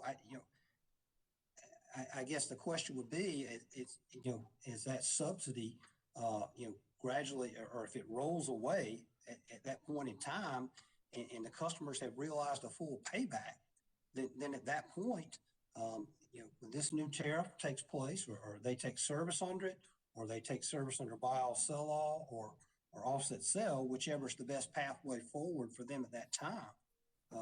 This would be additional cost savings to them, in terms of their return on that investment, or that original investment. And I don't disagree with you.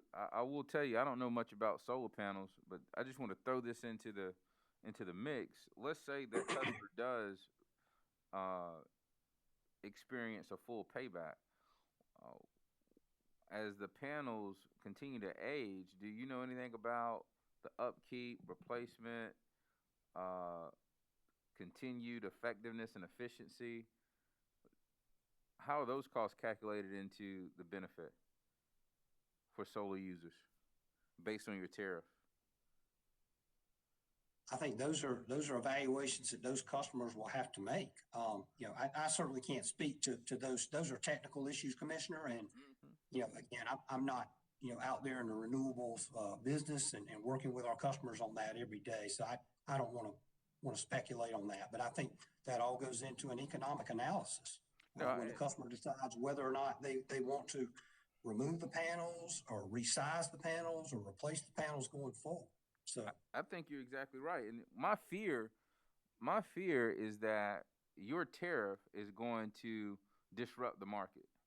Because the truth of the matter is, I think you would agree with me that without some form of cost shift or subsidy, or some effort outside of the market, some offering outside of just the customer going to market to purchase the product, the market wouldn't exist. Well, I would say certainly that, the tax subsidies that were spoken about earlier, that's certainly there as well.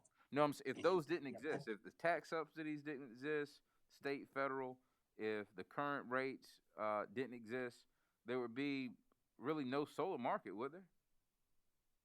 Yeah, I think tax incentives are a big part of this consideration. Certainly, yes. I think without those, it's fair to say that the economics would not be favorable at all.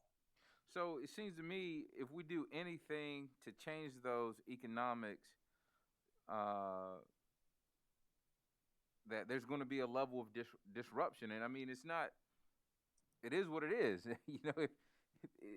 It's just not the model that we have for providing reliable energy creates a world where if the company is not gaining the revenue that they need, that say due to whether it's solar or whether it's energy efficiency or whatever, that cost has to be made up somewhere.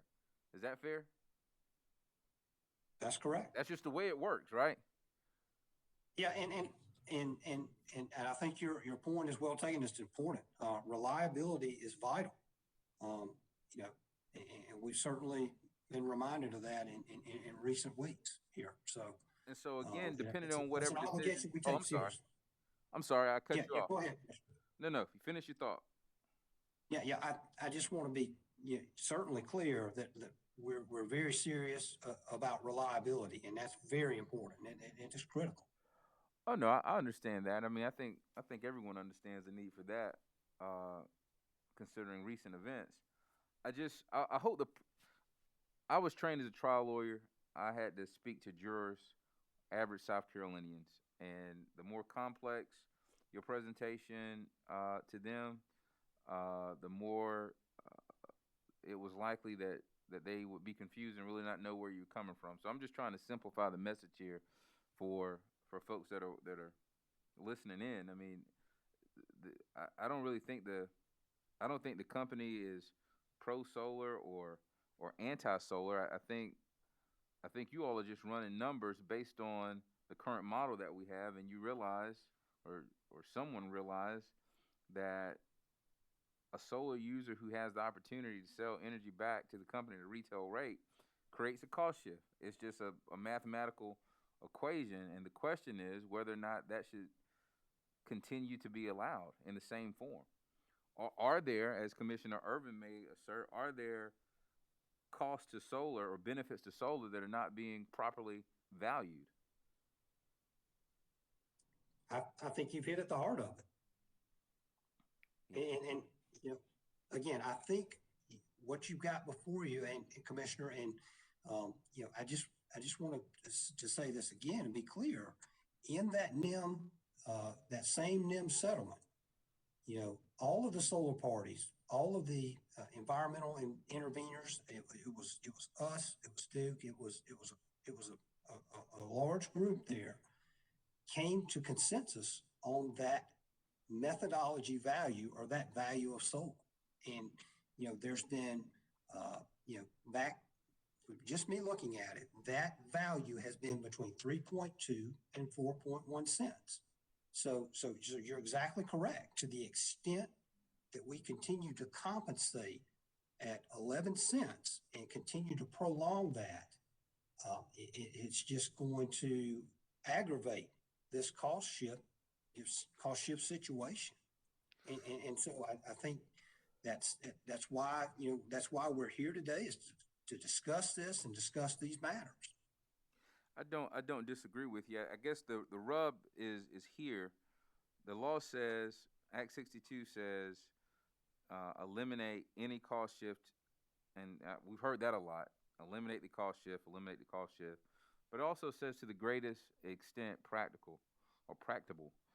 And so the writer there is signaling that, in my opinion, an argument could be made that solar energy should continue to be available and economic to some degree. And we think with under the the cost, solar even with the tariff, cost shift, like the cost, we while we want the cost shift to be eliminated, we don't want the cost shift to eliminate solar, the access to new solar. Is that fair to say? And I think we've been. I'm sorry. Can you say that again, Commissioner? I said, is it a fair argument that Act 62 wants us to eliminate the cost shift without eliminating the solar industry, new solar? Yeah, I think the requirements are clear to allow customers to continue to use this technology behind their meter, and our tariff accomplishes that, and to reduce cost shift to the greatest extent practical. And that's what we've tried to bring to this commission. And we believe, and ORS witness Ori has said that the hallmarks of a good solar choice rate design are a flat rate, and volumetric charges and a capacity related element. And all three of those elements are present here in what we brought to the commission. And I think, Commissioner, Mr. Robinson's testimony last night indicated that, the payback period again was still comparable for these systems that are smaller. So,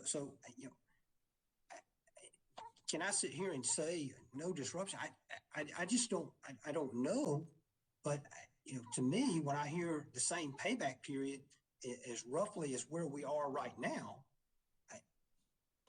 I think that's a good story if we're able to minimize the cost shift through these tariffs, incorporate good rate making practices, and still be able to have a viable solar industry in the state. I think that's a good story, and I think we've offered a tariff that meets all those requirements here. Right. And you bring up Mr. Robinson's testimony a lot, but you also heard what Mr. Robinson said, that it's very possible, the likelihood he doesn't know, but it's also possible that your tariff as presented could cause a large disruption in the solar industry. If the profit that exists now is no longer there. You heard that portion of his testimony, right? I heard that portion of his testimony. All right. Thank you, sir. I appreciate you. You've been on the stand for a long time. Chair Williams. Commissioner Cass. I'm sorry. Could I just ask a follow-up? My court reporter needs a break. We'll come back after. I'm sorry. We'll come back at 7:25. I'm sorry. We're in recess until 7:25.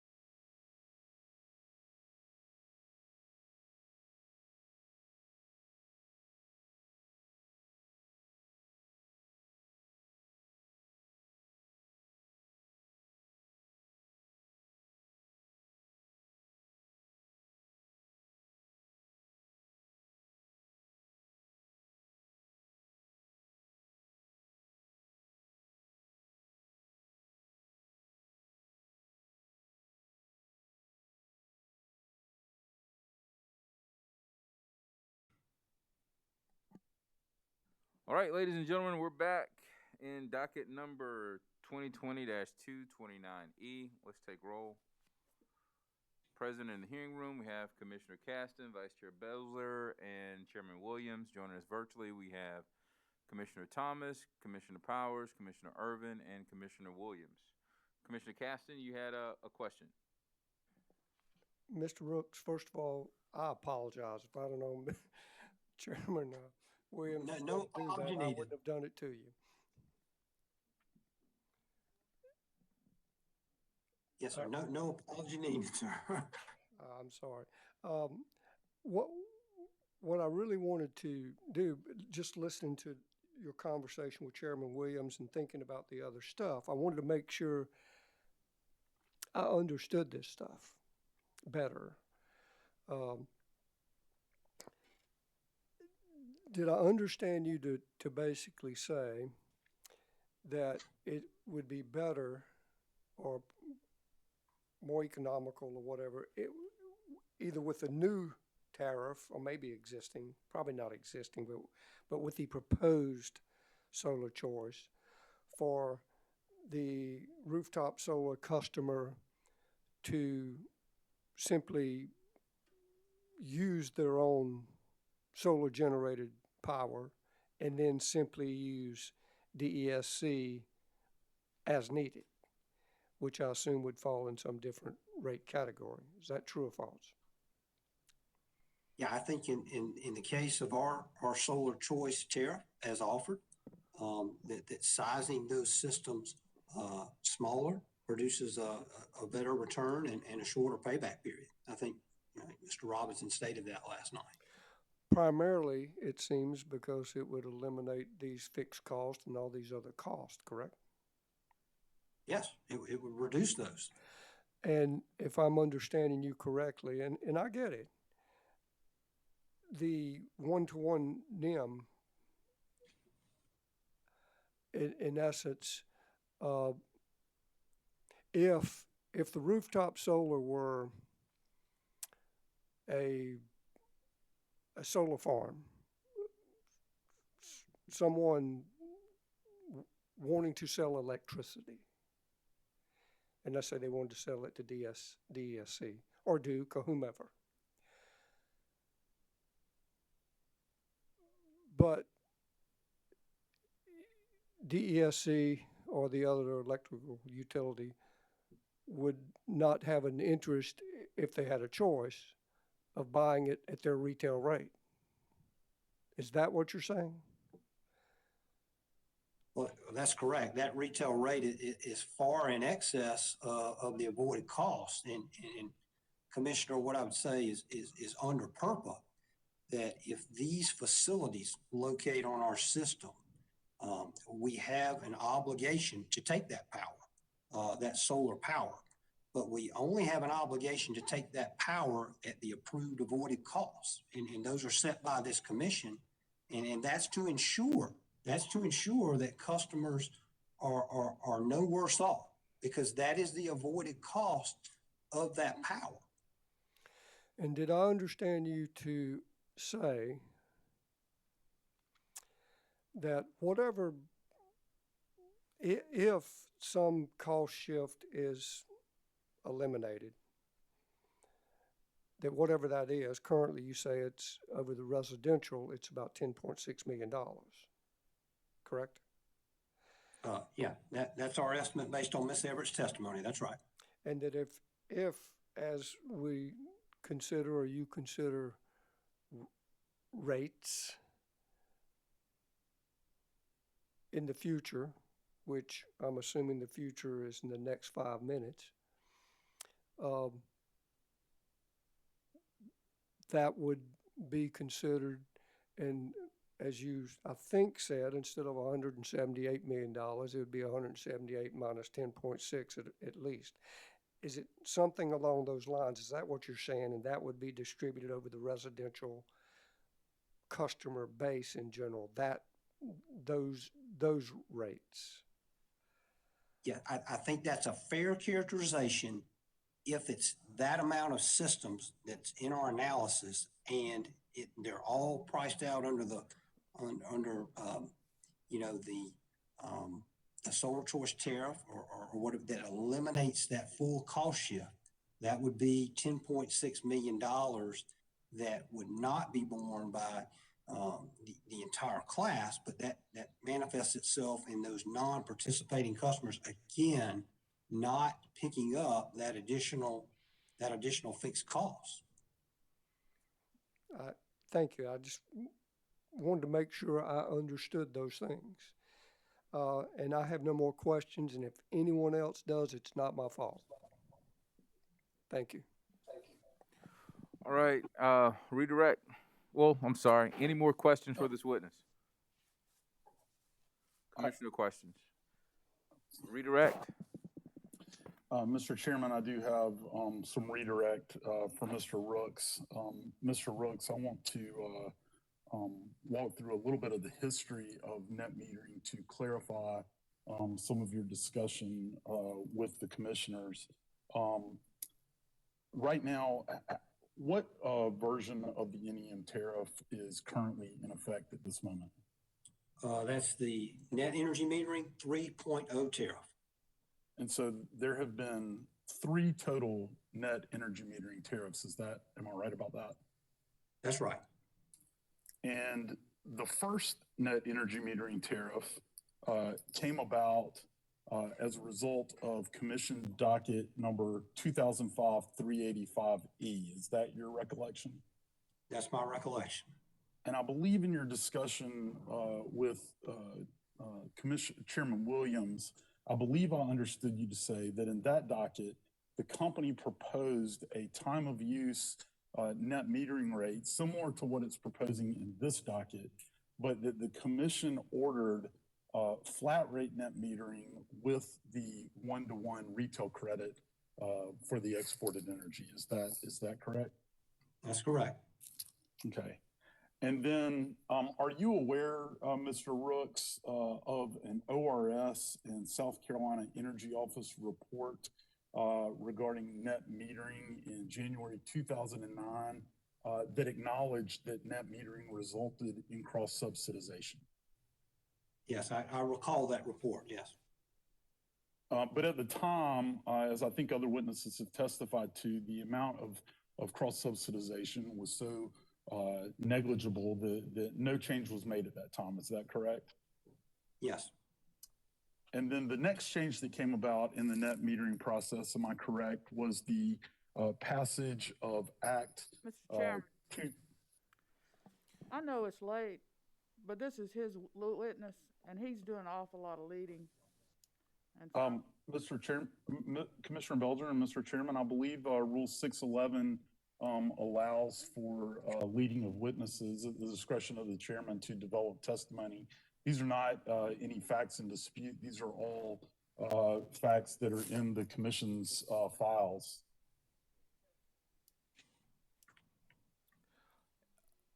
I hear you loud and clear, but it's 7:34, so I give you a little bit of leeway, but try to reach your point. Yeah, I am. Act 230. Do you recall, Mr. Rooks, that Act 236 of 2014 indicated that the NEM 1.0 customers could remain on their tariff, on the existing NEM tariff through December 31st, 2020? Yes. And as a result of Act 236, the commission opened a docket 2014-236E. Is that correct? Yes. And was there a settlement in that docket? Yes. And NEM 2.0 is the result of that settlement agreement, correct? That's correct. And under that settlement agreement, am I correct that the settlement agreement provided that customer generators could remain on NEM 2.0 through December 31st, 2025? That's correct. And that settlement agreement also provided that the parties would propose new, or the utilities would propose new net metering tariffs to replace the tariffs that were approved in that docket no later than January 31st, 2020. That's correct. And the settlement agreement in that docket, do you recall that was a settlement that the commission approved? That settlement, do you recall the parties to that settlement agreement? This is the 2014-246 docket, correct? That's correct. It was, I can't recall them all, but it was certainly some of the parties that are here today. It was us. I believe it was Duke Energy was a party to that settlement. I believe Vote Solar was a party to that settlement, and I believe CCL and SACE were signatories on that settlement. And so I can't recall them all, but those are a few that I remember. Would you accept, subject to check, that Vote Solar was not a party to that settlement, but the Alliance for Solar Choice, who was also represented by Mr. Cully, was a party to that settlement? My mistake, but yes, I would accept that. Okay. And then and the commission adopted that settlement, and then the parties ended up not filing new tariffs by January 31st, 2020, because the next intervening event was Act 62 of 2019. Is that correct? That's correct. And as a result of Act 62 of 2019, the company filed NEM 3.0 to remove the 2% threshold, among other things, to comport with the Act. Is that correct? That's correct. And Act 62 was clear that customers who signed up on NEM 2.0 between after the passage of the Act and before the commission approved a new solar choice net metering tariff, that those customers could remain on NEM 2.0 until December 31st, 2029. Is that correct? Well, I think you said 2.0, and it's actually 3.0 that they can remain on. Sorry. Yes. Yeah. Yes. Through 2029, May of 2029. That's correct, and that's in the statute. Correct. And so at every point in this process, customers who have elected to sign up for net metering under either NEM 2.0 or NEM 3.0 knew that they were only signing up to be on those tariffs either until December 31st, 2025 or December 31st, 2029. Those dates are certainly very specifically stated on the tariffs, yes. Okay, thank you very much. Mr.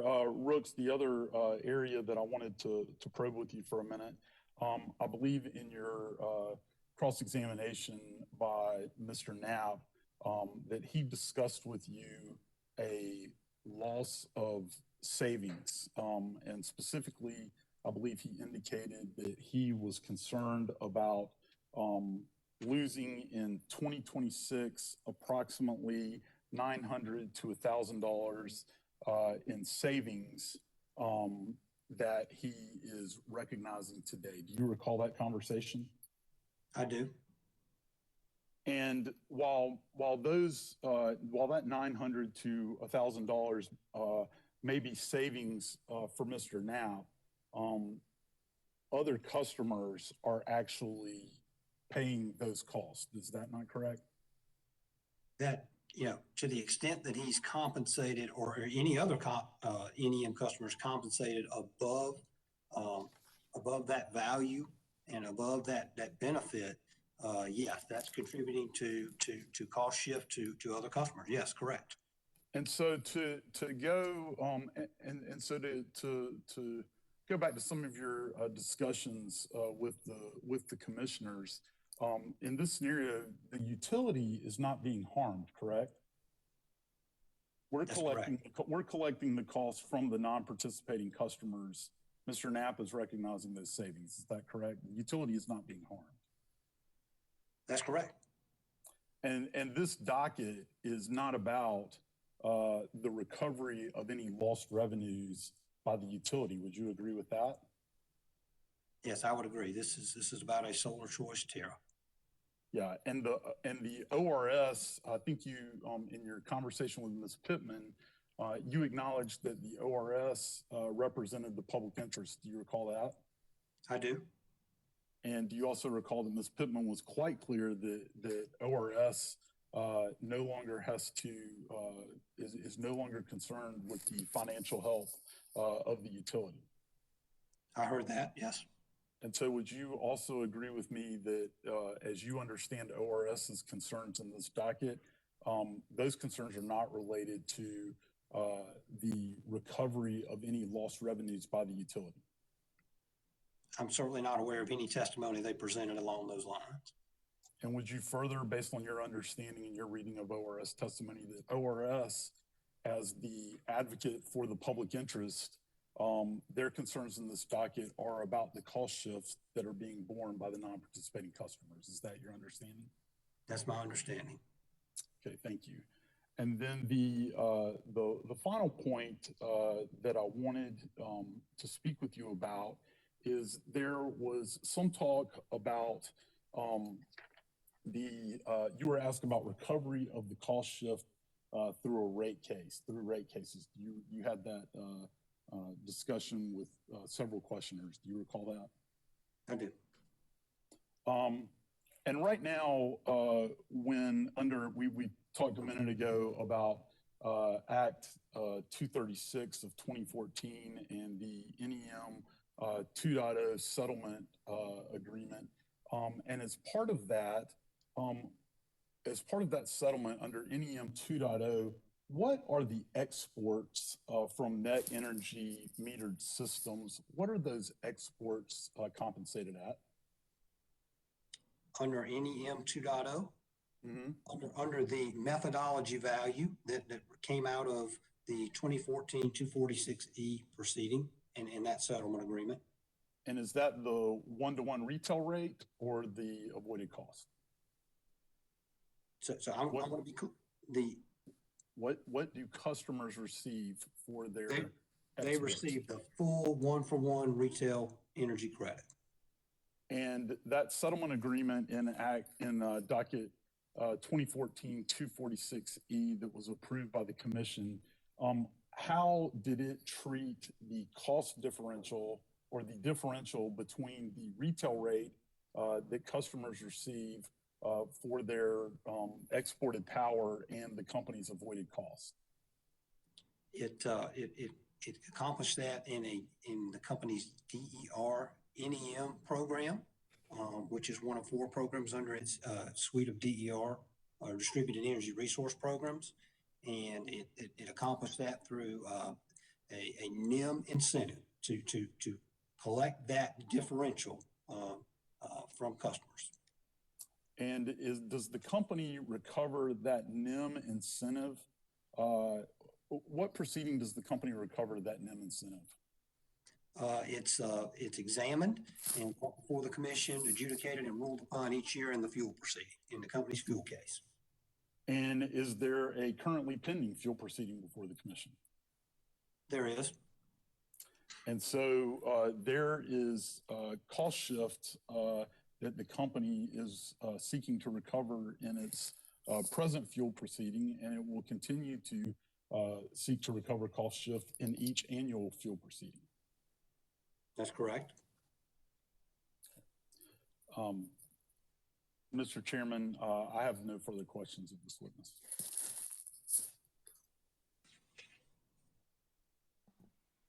All right, anything else with this witness? Mr. Rooks, you may step down from the witness stand and be excused for the moment. All right, folks, it looks as if, well, let me just ask, applicant, do you have any more witnesses?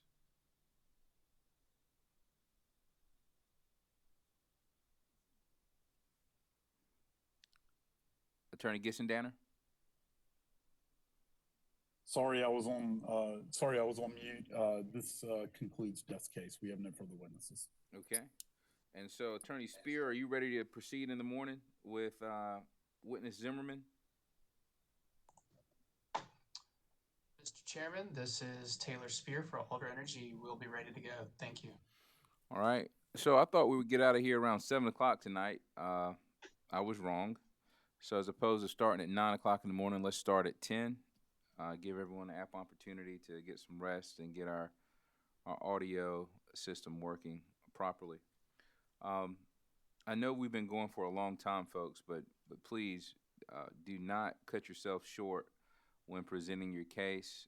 We will go as long as we need to make sure we get this done, but don't feel the need that you need to short yourself in any way just because we've been spending a lot of time on this hearing. All right, we are in recess until 10 a.m. tomorrow morning.